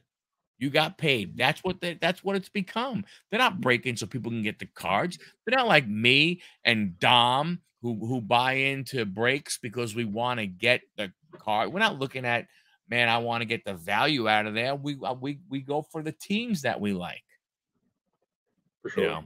But you're right, only time will tell. Competition is always good. There won't be any competition. And you know what? Like I talk all kinds of crap on both Panini and Fanatics, but you know what's going to happen? They're going to release these products. I'm going to buy them. Heck yeah. You know what I mean? We got no I see you choice. talking all kinds of crap on Fanatics. I got a freaking Star Wars blaster box right here that they produced. You know what I mean? Well, Like, yeah, of course. No doubt. You have to. Because if you're not if you don't, then you're not going to be in the hobby anymore. correct. Yeah. Yeah. You almost If you're have gonna to. want if you're gonna want new stuff, you're gonna have to buy them. Yep. You know? It's like, from that standpoint. You know? Right. Hey, thanks, brother. I appreciate that. Yes. Your opinions have been like really great for the show as well. So I Oh, appreciate all you guys who have shared tonight. Definitely makes things a lot easier for both of us to keep the show flowing. yeah. This has just happened to be a gold mine of a hobby week, though. Just like with, Right. like, I literally feel like I've been watching a Jerry Springer show. I just think it's going to just be interesting to see I think what the next piece is,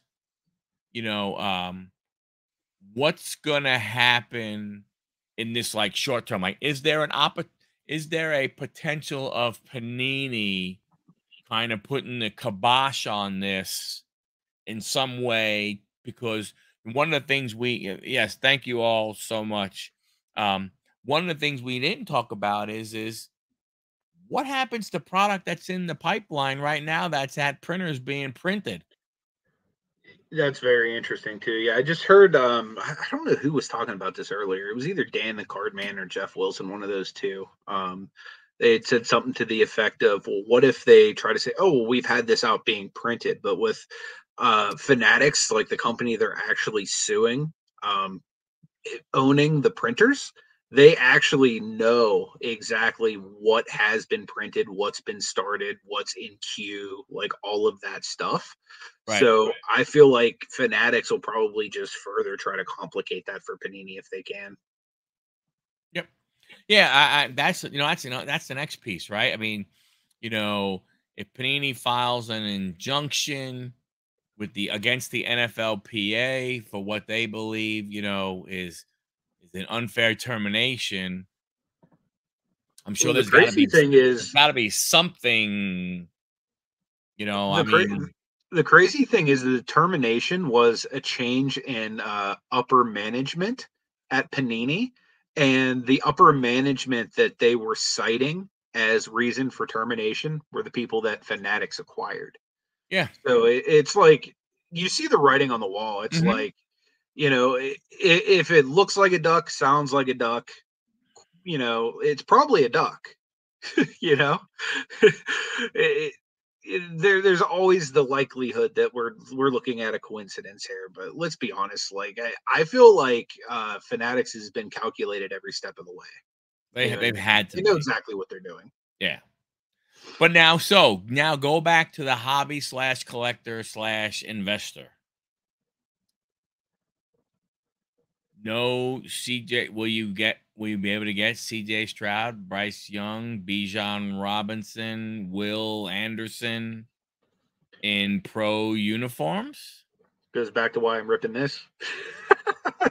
that's why I'm in the Star Wars world right now. That's why I'm in the Marvel world right now. Like the stuff that like actually okay, I know that there's Darth Vader in this set. You know what I mean? Like they're not pulling Hayden Christensen autos out of there. What didn't something release today, Mark? What did Immaculate Luminance, release I today? believe. Luminance. Luminance. Yeah. Luminance. And they said that people were going ahead and going out to the websites and buying Illuminance at the crazy ass prices because the potential of that being that and Score being like one of the two last products that could potentially, have the license, and people are grabbing Illuminance and they're paying stupid money for them to go ahead and put them away because they think they're going to be worth money. Yeah.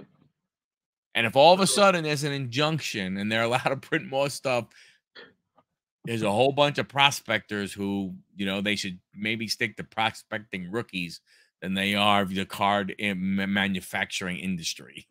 Yeah, for sure. That would be crazy. Wow, Yeah, I that's heard crazy. I heard that part, and then I heard the other part was about the management.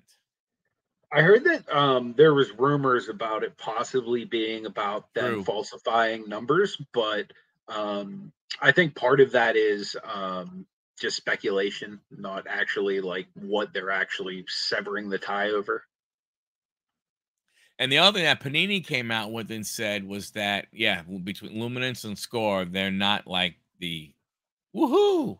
You're not banging down the doors. You're not standing online at 2 o'clock in the morning waiting for a store to open to jump on it. Yeah, But I think, and the funny thing is, when they said it was because of the management, Panini was like, "What are you talking about?" Most of those positions were filled within a 2-week period. yeah, it's And insane. and the other thing is this: didn't a lot of that happen sometime in July? Somewhere around there. I'm not So now entirely sure you what happened. wait until the middle of August? Why didn't you do it right in July? I'm wondering I'm if gonna tell there's you, been like kind we of need to sell. behind the scenes. We're gonna sell tinfoil hats now, Anthony. We're gonna have collecting profit tinfoil hats. We're gonna open up a website. The first merch. I'm totally on board with that. The first merch. Um, Collecting profit tinfoil hats.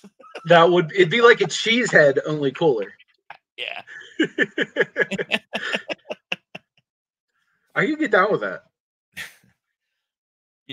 But that's what I mean, to me, I don't know.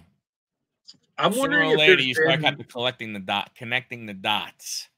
I'm wondering if there's been like a little fight going on behind the scenes that we haven't been privy to as well, like with like little key little things happening behind the scenes that like Panini or Fanatics know that, this is like a big FU or XYZ happening.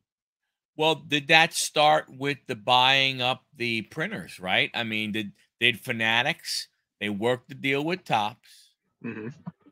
and then they try and work the deal with Panini, and Panini went ahead and gave them the big FU. We ain't doing nothing with you. Get the hell out of our office. We never want to see you again. And Panini and Fanatics goes, okay, hey, who prints all that stuff? Let's go buy those companies. So that's what I love about Mark. He just has knowledge about everything. He's like, yeah, it started in March. Started in March. Yeah. You know what I'm saying? So, you talk about like, work conversations going on, because you got to believe if they had conversations with Tops, they had to have conversations about taking over Panini. I mean, it makes no sense that you would not, right? Well, I know that part of the countersuit that Fanatics had against Panini was that they had already talked about selling, and then I guess Panini had given them inflated numbers that showed that they were actually making more than they were or whatnot. And then they had, I guess, come to some kind of agreement for them to end the contract sooner. And Panini kind of backed out on that too. So, true. Panini was supposed to fulfill their redemptions. What's up, Yeah. Kenny? Good to see you, brother. Hey, Kenny, what's happening, man? I'll tell you what, though, it seemed like those redemption boxes they gave out at this year's National were pretty freaking good, man. Like, unless it was just like the influencer boxes that were loaded, like, it seemed like every thought he was pretty well happy. Like some of the crappier hits I saw come out of there were like Tyrese Halliburton's and Tyrese Maxey's and stuff Yeah. like that. Which, like, if I got a Tyrese Halliburton or a Tyrese Maxey 1 of 1, I'd be reasonably happy. Well, there are a lot of people that what they had, that I don't know, not a superstar, redemption, and they take two or three of them and they trade Mm-hmm. them in for one, black box, and next thing you know, they're hitting a Trevor Lawrence or a Justin Yep. Fields or or a Herbert or Joe Burrow or Mm-hmm. Tom Brady. They're hitting those types of cards. So Yeah. heck yeah, man. And I mean, I told if I had a Marty. redemption, I would have did it. I told Marty, man, he has so many redemptions out. Like, Yeah. it probably would have been worth the trip to Chicago just to cash in those redemptions for those 1 of 1 boxes. Like, just because they were so good. You know what I mean? I'm seeing people hit like, LaMelo Ball autos, Anthony Edwards, Yeah. freaking Joe Burrow, Justin Herberts, like all the guys you really want to find. Like, we're getting hit.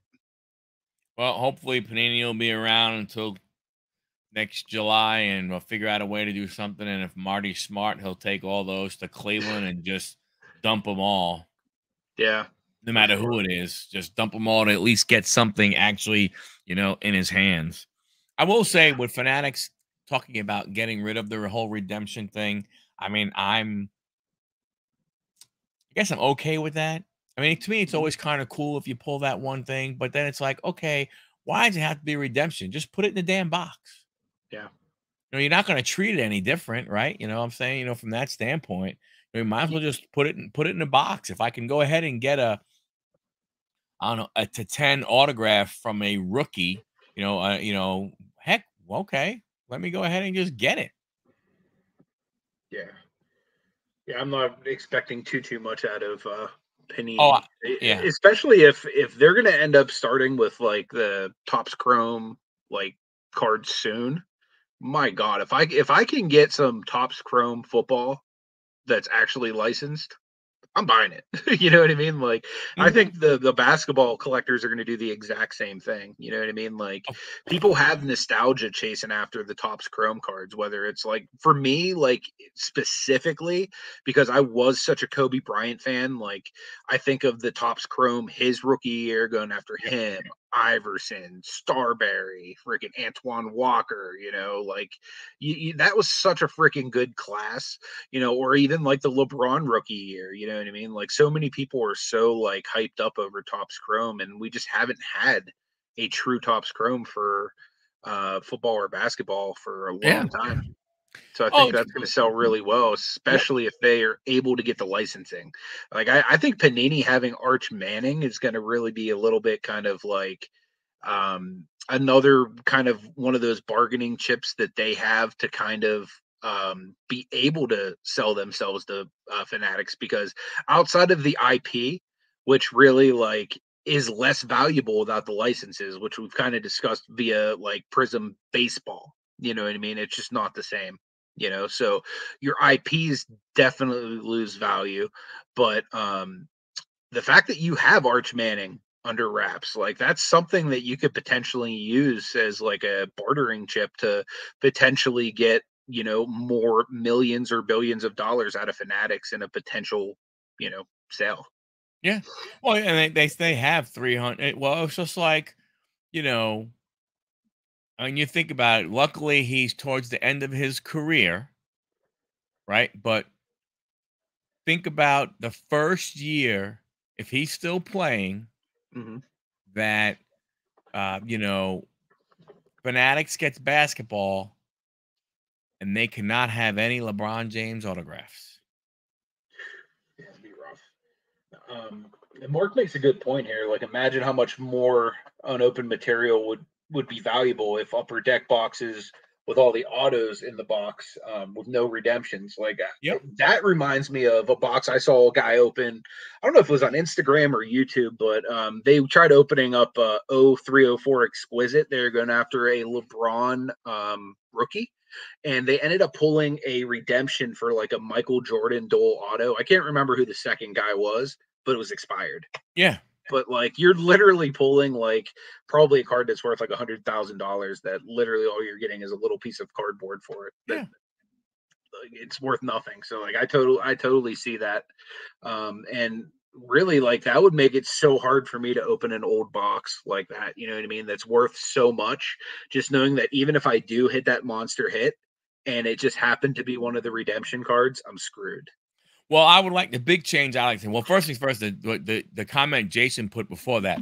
Yeah, man. Can you imagine if the redemption was an actual jersey or a helmet, or a That would be bat? awesome. Like you get a bat by the player, like that would be awesome. Yeah, And something then, that doesn't fit in the pack. right? If you were truly That going to makes do, sense. if you were truly going to do a redemption, you should have it one change. If they want, I'm okay with redemptions. Make one major change, and that change is if you know that this out of 10 card or out of 5 card is going to be a redemption,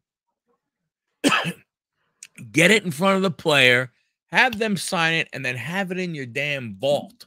And when someone That'd be cool. pulls it, you can go ahead and get it out to them and go, hey, here is your redemption card.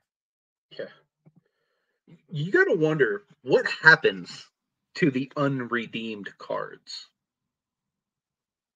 I don't know. From Panini, is that what goes into some of these one of one boxes for the redemptions? I would When you go imagine. redeem a redemption? I would imagine that that would probably be the case, or maybe they can probably use some of them as like replacements for damages. You know, I've seen that recently. Dan the Card Man did some videos on like some Lamar Jackson cards that like they were duplicate one of ones, and Oh I yeah. guess one of them ended up being like a replacement, like that they had sent out, Yep. that they just stamped with a duplicate serial number.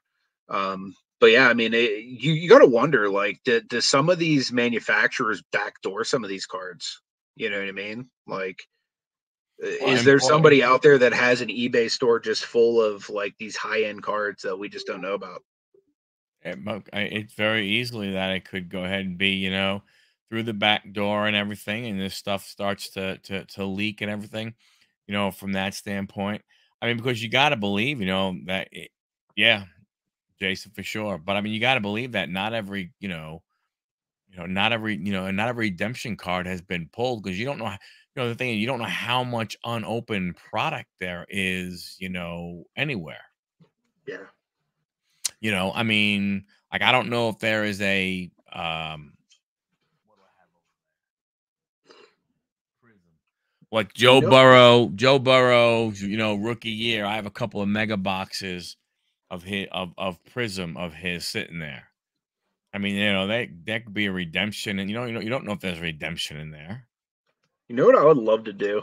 I would What? love to start a reality TV show where I just Yeah, get like a camera team to follow me into these businesses yeah, and we just find out what the hell's going on. yeah.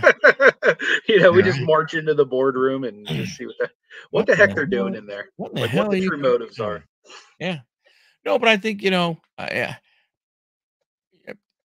Look, there could be some really significant change that happens in the hobby, with this.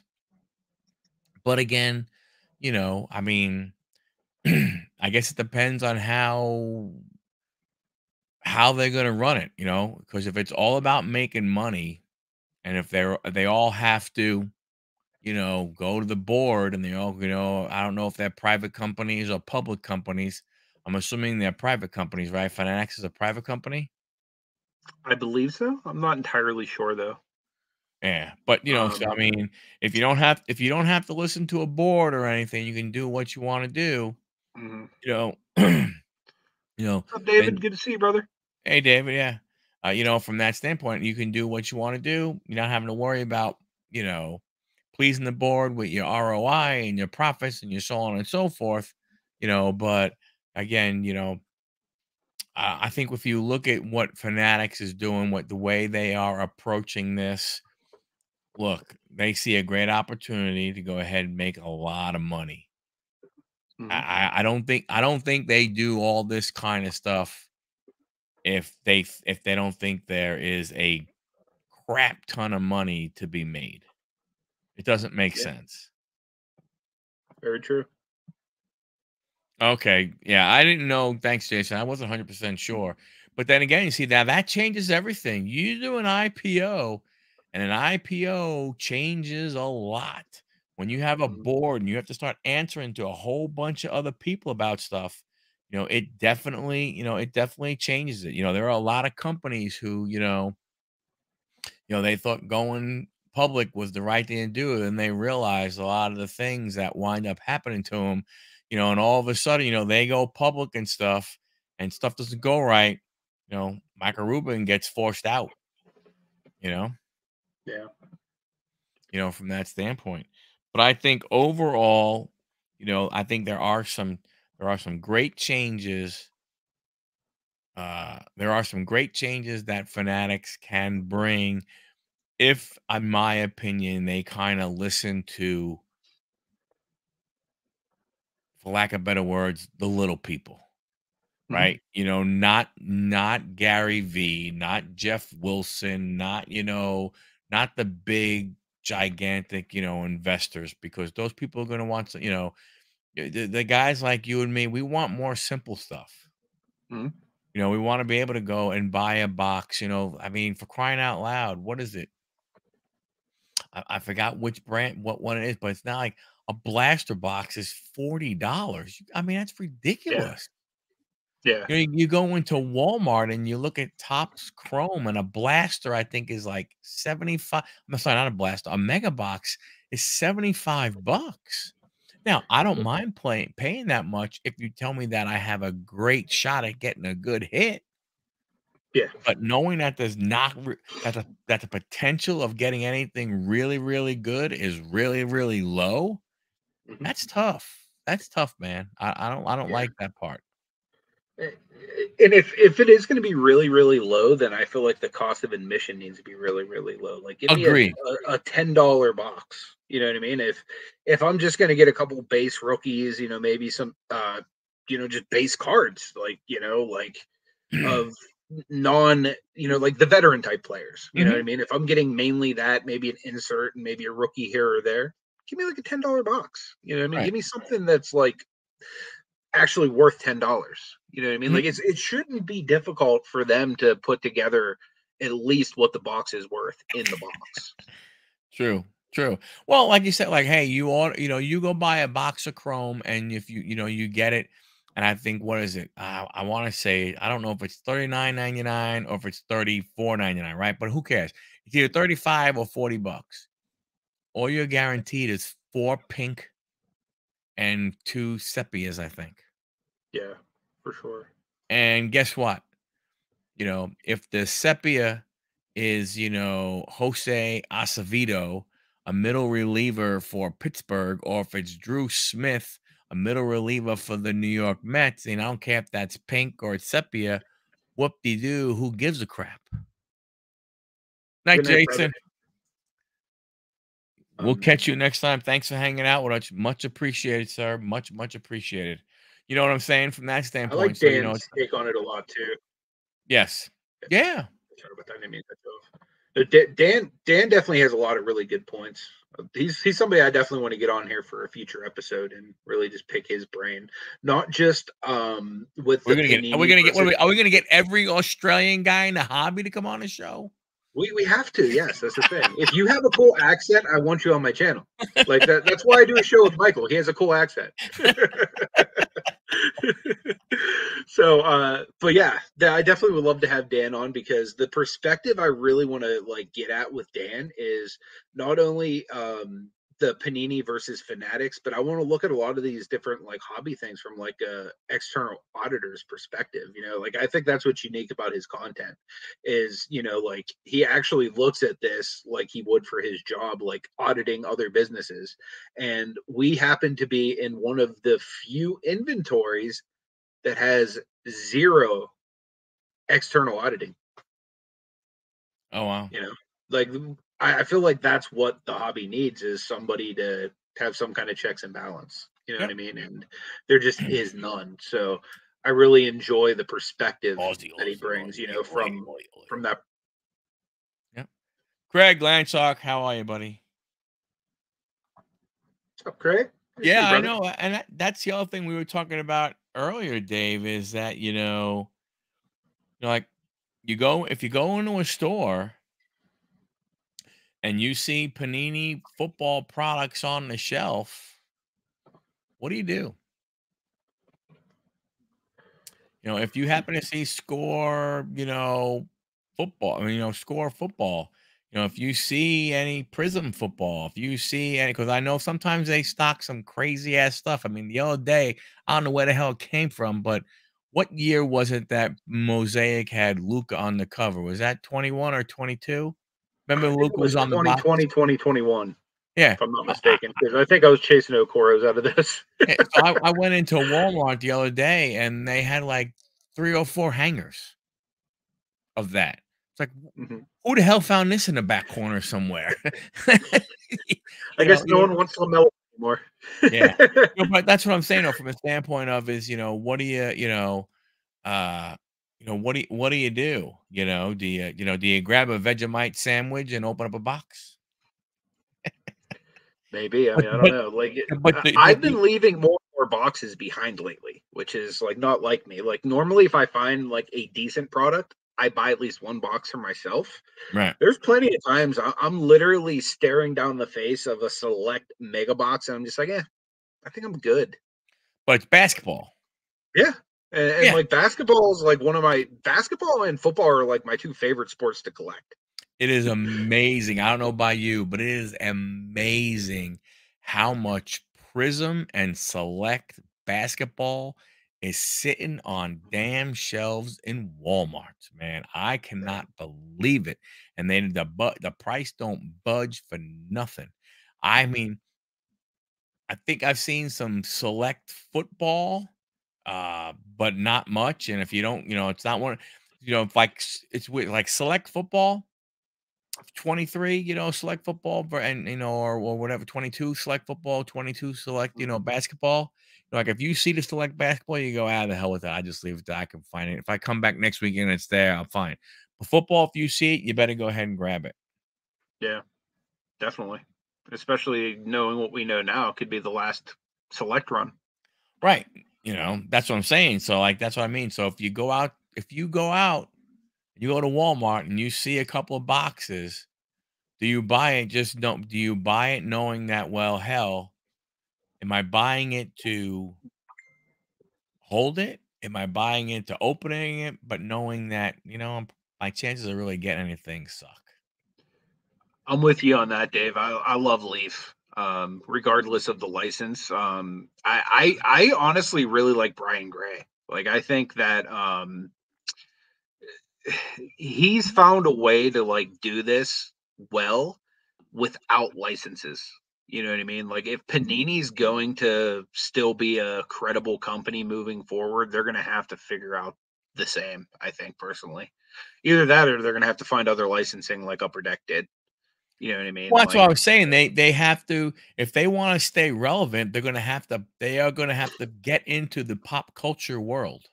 yeah, It's the only thing, unless they plan on outbidding Upper Deck for NHL. yeah. I mean, why wouldn't you if you're Panini start going after some of the big IPs? You know what I mean? Like I Super agree. Mario just came out with a theme park. They came out with a movie. Why would you not be putting out card sets? You know what I mean? Like for Mario, like so many like even if you don't watch the movie, you would do it if you like the video game. Even if you don't do either of those, you would do it if you go to the theme park. You know, like there's so many different entry points for cards right now that they could be attacking. You know what I mean? Outside of like fighting a losing battle, you know, Nope. for this NFL license or whatever. You know what I mean? Like move on to something else that people will pay you money for. Were those Panini Capstone hobby boxes? Yeah, pop culture is fun. Nice. Hopefully you pull something good, man. Yeah, I love pop culture stuff. It's some of my favorites. I just actually I saw Leaf had some boxes at retail the other day. They had a I think Heroes of Wrestling. I don't recommend that box, if I'm being honest. So it comes with like a 10 card base set that is like Mhm. straight garbage. Like if it's sealed, it's worth like $4 or $5. And then you have to get lucky on the one card that comes in a top loader that's a autograph. Mine was Mhm. Big Pass. Although I don't even know if I released that yet, so I probably just spoiled a video. Uh-oh.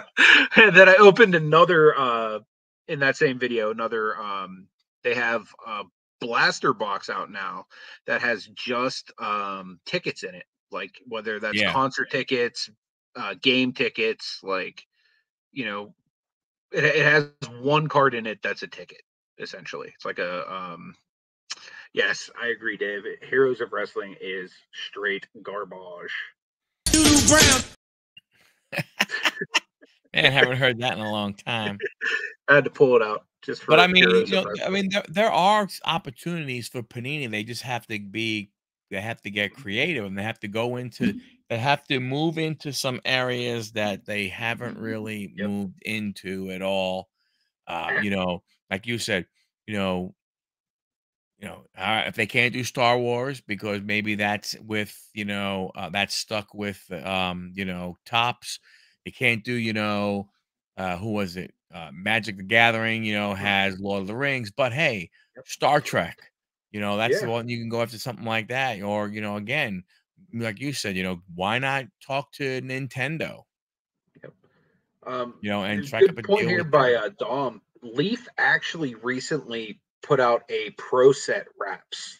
So it's the closest you can get to the YoMTV wraps without like infringing on the copyright. So it's not quite the exact same thing, but it's like the closest thing in the modern age we have to that. And a lot of their new rapper autographs in their pop century sets are actually from their Pro Set wraps subset. Yeah. Oh, thanks, man. I appreciate that. Really appreciate that. I always have to double check to see what videos I released because the way that my schedule is like on releases, like I have like 2 months worth of videos sitting in my drive right now, and they just kind of go up when they go up. So a lot of times, like a video like the Fanatics versus Panini one that I just put out was like I think like a week and a half to 2 weeks old. Just sitting in my drive waiting to like go up. And I normally try to get 3 videos out for you guys every week, like that are like edited Mm. and like decent. But yeah, but thank you. I Yeah. appreciate that. I'm gonna try to do more and more of those. So thank you very much, Tom. Yeah, no, Dave, I get it. What I'm saying, like, they need to do what Fanatics did to them. They would need to go to some of these smaller ones and say, "Hey, we want to produce your cards. We have deals with Walmart and Target, and we can get your cards in all those stores and stuff." And so, so and so like that. I mean, I don't know. Like I said, it's just, I'm just thinking, yeah, again, I know some of these things may already have, you know, uh, contracts with other manufacturers, but it's something to go ahead and consider. Hey, talk to AEW. Yes, I Mhm. know they're with Upper Deck, but guess what? You know, Yeah, WWE used to be with you, Panini. Now they're full of back over fanatics. with Fanatics, right? So, hey, AEW, what Yeah, come over with us and stuff. So I'm just saying, yeah. yeah, if they want to be viable, they're going to have to figure something out Mhm. because if you look at the history, their baseball product, people who were hardcore baseball fans are the people that bought that product. Mhm. It were they though in my personal opinion, it's just me. I think the people that bought Select, Prism baseball, Donruss baseball, they Optic baseball. They bought that because they are a collector and they want those cards. Will they sell some off? Sure. But for the most part, they bought it. They're the hardcore person. The true investor, the people that we are, the people that we're saying, the true Mhm. investor in the hobby, they're not buying that stuff. And if they're not buying that, they lose football. They gotta figure something Mhm. out because what are they gonna do? If they can't use and what are they gonna do if they can't use the face? What are they gonna do? They're gonna, Mhm. I guess they have the NFL contract out. They're allowed to use the logo. So what are you gonna get? You're gonna get a downtown of, the Mhm. Detroit Lions logo?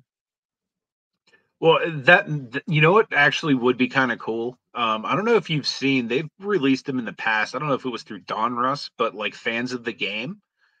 This kind of reminds me a little bit of that. Like, like Mark Wahlberg was a fan of the Patriots. Like I have a card of that. Like it's the guy with their or the famous person with their favorite team. Mhm. Like, so if they did that with downtowns, like, you know what I mean? Like if I could get like a downtown of like Robert Downey Jr. as like Iron Man with like whoever the hell his favorite team is with like their mascot or something cool like that. Like I would totally buy that. Yeah. I think another couple frontiers that Panini could look into that I feel like could be viable globally. Right now, I don't feel like there's anybody doing a good enough job in the boxing market. I have a cousin who's a huge boxing fan who literally always asks me, "Hey, when you're out traveling, look for these boxing cards for me." I can't find them anywhere. You know what Right. I mean? If I find a boxing card, it's normally like a leaf auto of Mike Tyson or it's like something that somebody got. It's like a custom card that's been like hand signed or something like that. You know what I mean? Like, there's not very many newer boxing sets. Like back in the day, they had that ringside set or whatnot, but like, there's not really like any like current day boxing set. Like Panini could theoretically take over the boxing market. Yep. Other sports, I think, right now that could be prime for them to look into. Not so much stateside, but cricket would be a really big one. That is a Yep. huge sport globally. Also, we talked about it today. Lacrosse would be another Yep. pretty decent size sport that they could look into, and rugby as well. I think rugby has a big enough following globally that if they were to produce like something that was prism quality for like any one of those sets, I think people would buy them. Yeah. Oh, so Again, cricket is made. Okay. yeah, but again, that's not what we're not necessarily saying create a brand new market. We're saying that you go after that the way Mhm. Fanatics went after football, the way Fanatics Yeah. went after basketball, the way Fanatics went after WWE. And even if You those four markets make up your baseball and football market, or I mean your football and basketball market that you lost, if it takes those four, so be it. You're still making your nut. You're just doing it differently. You know what I right. mean? Like, because you're still theoretically putting out the same output. If you're printing 25% of each set that you normally would print like 100% of for the other sports. In my opinion, I don't know. I think that there's a potential out there, for them to start getting into some of these other markets Yeah. that people might want to actually collect stuff for. Like I feel like golf's pretty underserved too. Like And not I that think I know very many people that collect golf. Like I personally wouldn't collect golf, but um, no, but I it's think from a another standpoint avenue. of but I think if there's a if you look at it from a marketing perspective, again, I think it winds up being that rather than having two, let's say major sports, you need Mhm. to fill that in and you need to go grab a lot of those second and third tier sports to Yeah, be able to maintain yourself as a viable company in the yeah, US if you want to keep Panini America going. Now, if you say, hey, okay, we're done.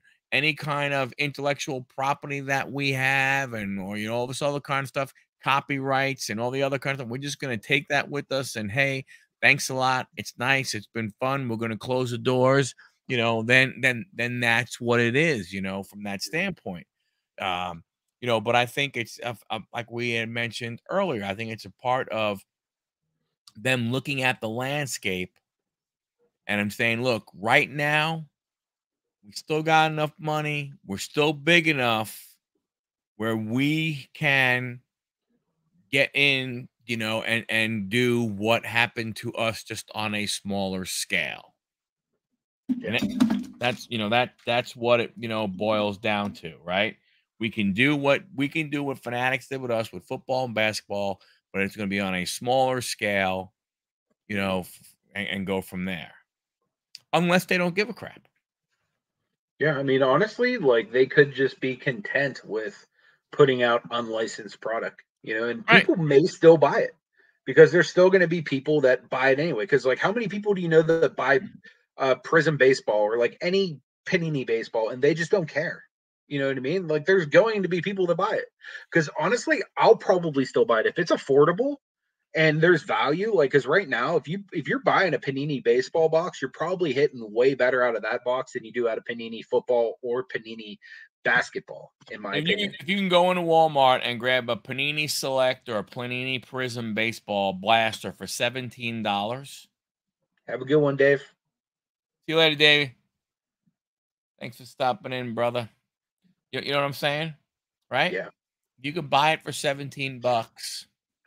Hey, you know, Yep. again, there's going to be value out there in the cards, right? It's again, you know, to be, you know, a completely different market. I think this, and this is where I think this is the one thing that we have a hard time in this whole thing is we want to look at everybody as one big, you know, but we're not. You know, we're not all one big. There's two separate pieces to this industry, to Yep. this sports cards. There are those people who are hardcore collectors. I'm a collector and I don't really care. I sell cards to buy cards that I want. Then there's the investor. There's the guy who says, "Man, I am going to buy this Luca rookie because when he becomes even a bigger superstar than he is right now, that $10,000 card that I bought, I'm going to be able to sell it for 50,000, right?" Yep. There, to me, that's the difference. There's the long haul guy, there's the short haul guy. Guys like you and I, we're the short haul guys, right?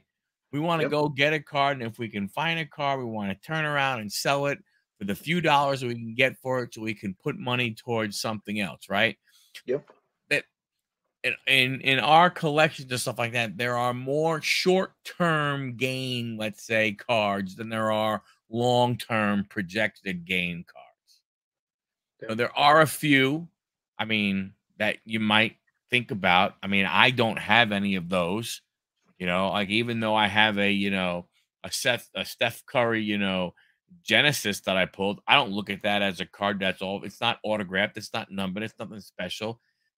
That to me, that's not one of those ones that, oh my gosh, one day that card's going to be worth $5,000. You Can know you what I'm imagine saying? getting a paint pen on that though? Like a yellow What? paint pen? Can you imagine getting that signed with like a yellow paint pen? That'd be nasty. That Genesis? Huh. Yeah, that's true. That would be that might look good on there. Sorry, I'm just I admiring it right now. I've been I every time I've been going to a show lately, I've been seeing people that have had paint pen displays. Like literally like an entire case filled of paint pen autos.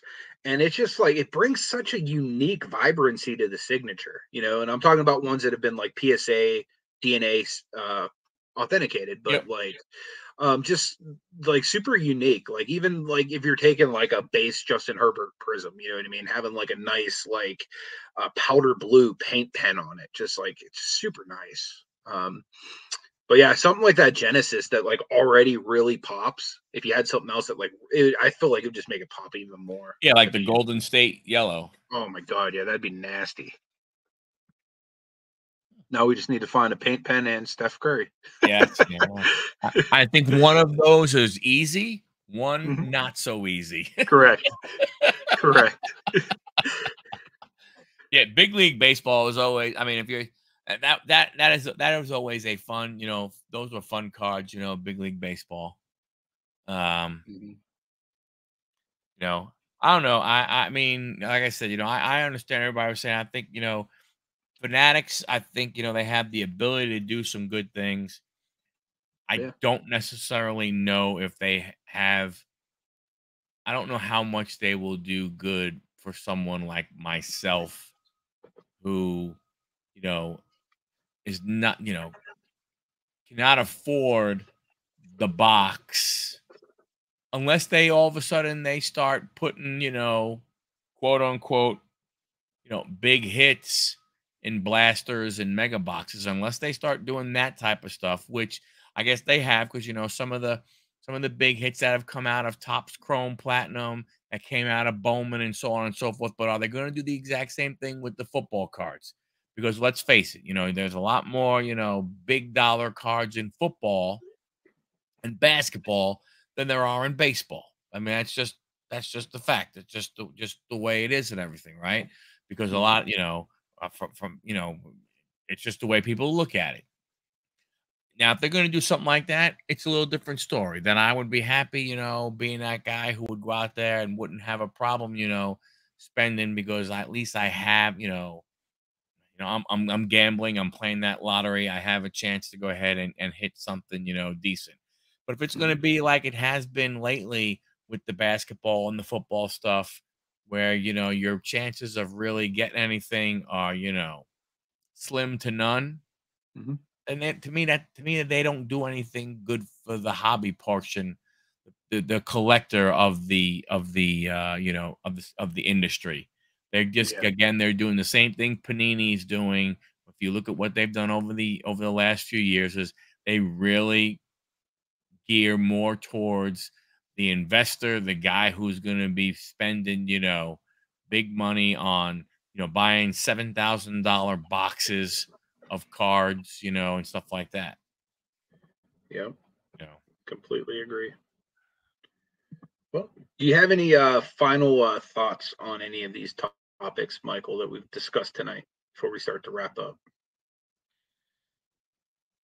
I am looking forward to seeing what happens in the short term with this, the injunction that I guess that Panini has, and what that truly does. Um, Really trying to see, hey, how does that affect what we currently, like you said, have in the pipeline and everything. And that to me, that's going Mhm. to be the big thing. What is For sure. actually happening moving forward over these next, few short months? And then the other thing is let's say all this gets struck down and everything says, nope, hey, sorry, NFLPA, you're in your rights. You could do what you got to do. The next big interesting thing will be how fast can Fanatics fire up the printing presses to Mhm. get us this rookie class in our hands. Oh, I'm sure it'll be lightning quick. I mean, I'm sure it would. I mean, they have designs already sitting Oh, I'm sure. on I'm sure. people's computers, just waiting for go. Mhm. I would not be shocked. And the beautiful thing is they own all the rights to Topps, so they can literally go and reuse any of the designs that Topps has used throughout the years too. Yep. So if they wanted Figured it. to, just to be cute, they could do like a Topps Chrome like anniversary set to launch, and rather than even doing the designs, which they're going to do, but imagine if they did a Topps Chrome anniversary set where literally like you could pull cards from like all different decades of Topps, Hmm. or like all different Topps Chrome, starting from like the first Topps Chrome all the way till like modern day Topps Chrome. I think that'd be really cool. The only thing you'd have an issue with would be autographs. That's the only thing because you'd have to try and print them so fast to get them in, unless you Mhm. did redemptions. True. To me, that's the only way you probably would be able to get autographs out of any of these rookie quarterback, or out of a lot of these rookie guys, would be if you did a redemption card. Thank you, Although it Dami. seems like Appreciate it. they have some All right. pretty exclusive deals with these guys already, so it might be easier for them to get it than like theoretically it was for Panini in the past, without having like an exclusive right to that person's signature. Whereas like that quarterback could always sign for Leaf in the past, or with any other company too. In Right. addition, Yeah. That's like I said. That's what I'm looking forward to. Those two pieces right there to see what could happen. hey, thanks, Dom. I appreciate that, brother. Thank you very Um, much, Dami.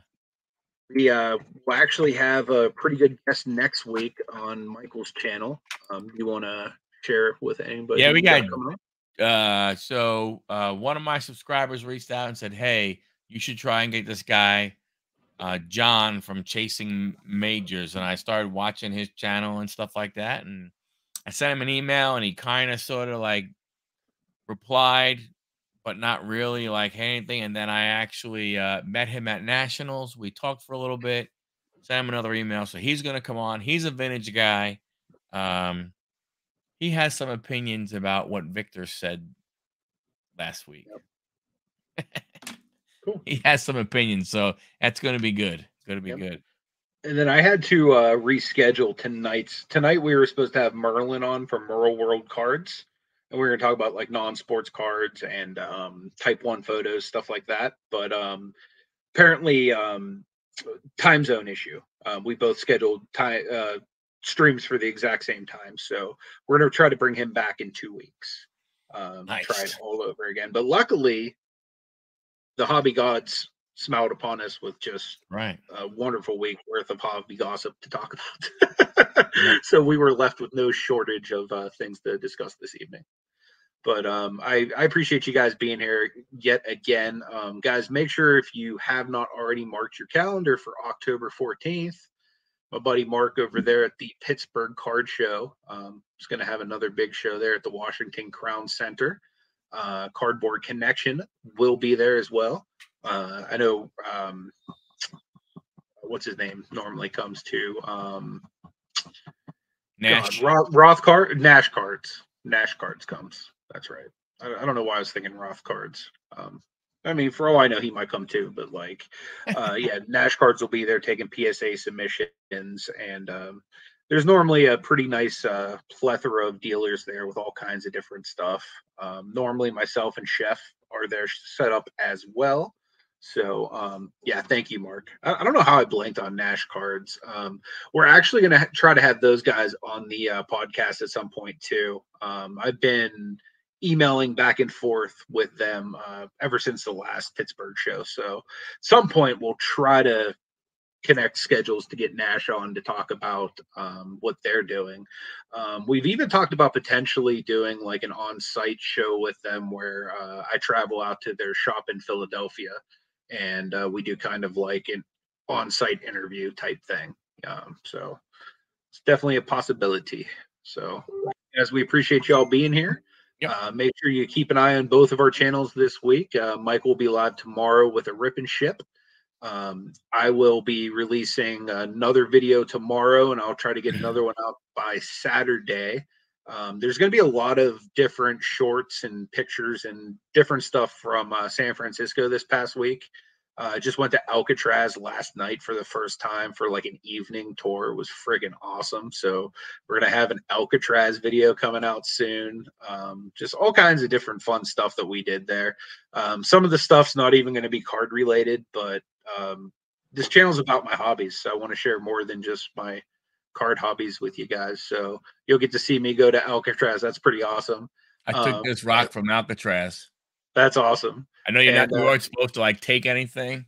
Yeah, that's what they said because it's like a national park or whatever. So I was making believe I was tying my shoe. Nice. Nice. That's awesome. Yeah, it was super cool though, man. Like it was definitely an experience. If you guys haven't been there, definitely check it out. But I'm gonna try to get that video out sooner than later. But like I said, I have a crap load of videos that I'm still working through in my Google Drive. So I will get you at least 2 more this week. But definitely I'll put some shorts out so you can at least see some of the stuff before I get the full length video out. But yeah, anything else coming up on your channel this week, Michael? No, I will say stay tuned because I am going to do another break. It's going to be between, I'm going to advertise it between YouTube and Instagram, and it's going to be big. Nice. Big, big, big. Nice. Yeah. Looking forward to it. Yep. Guys, make sure you follow both of us on IG so you don't miss out about that break either. Heck yeah.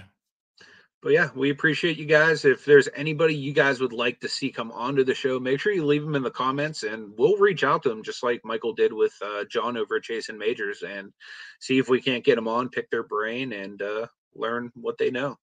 So till next week, guys, we appreciate you. God bless. Take it easy.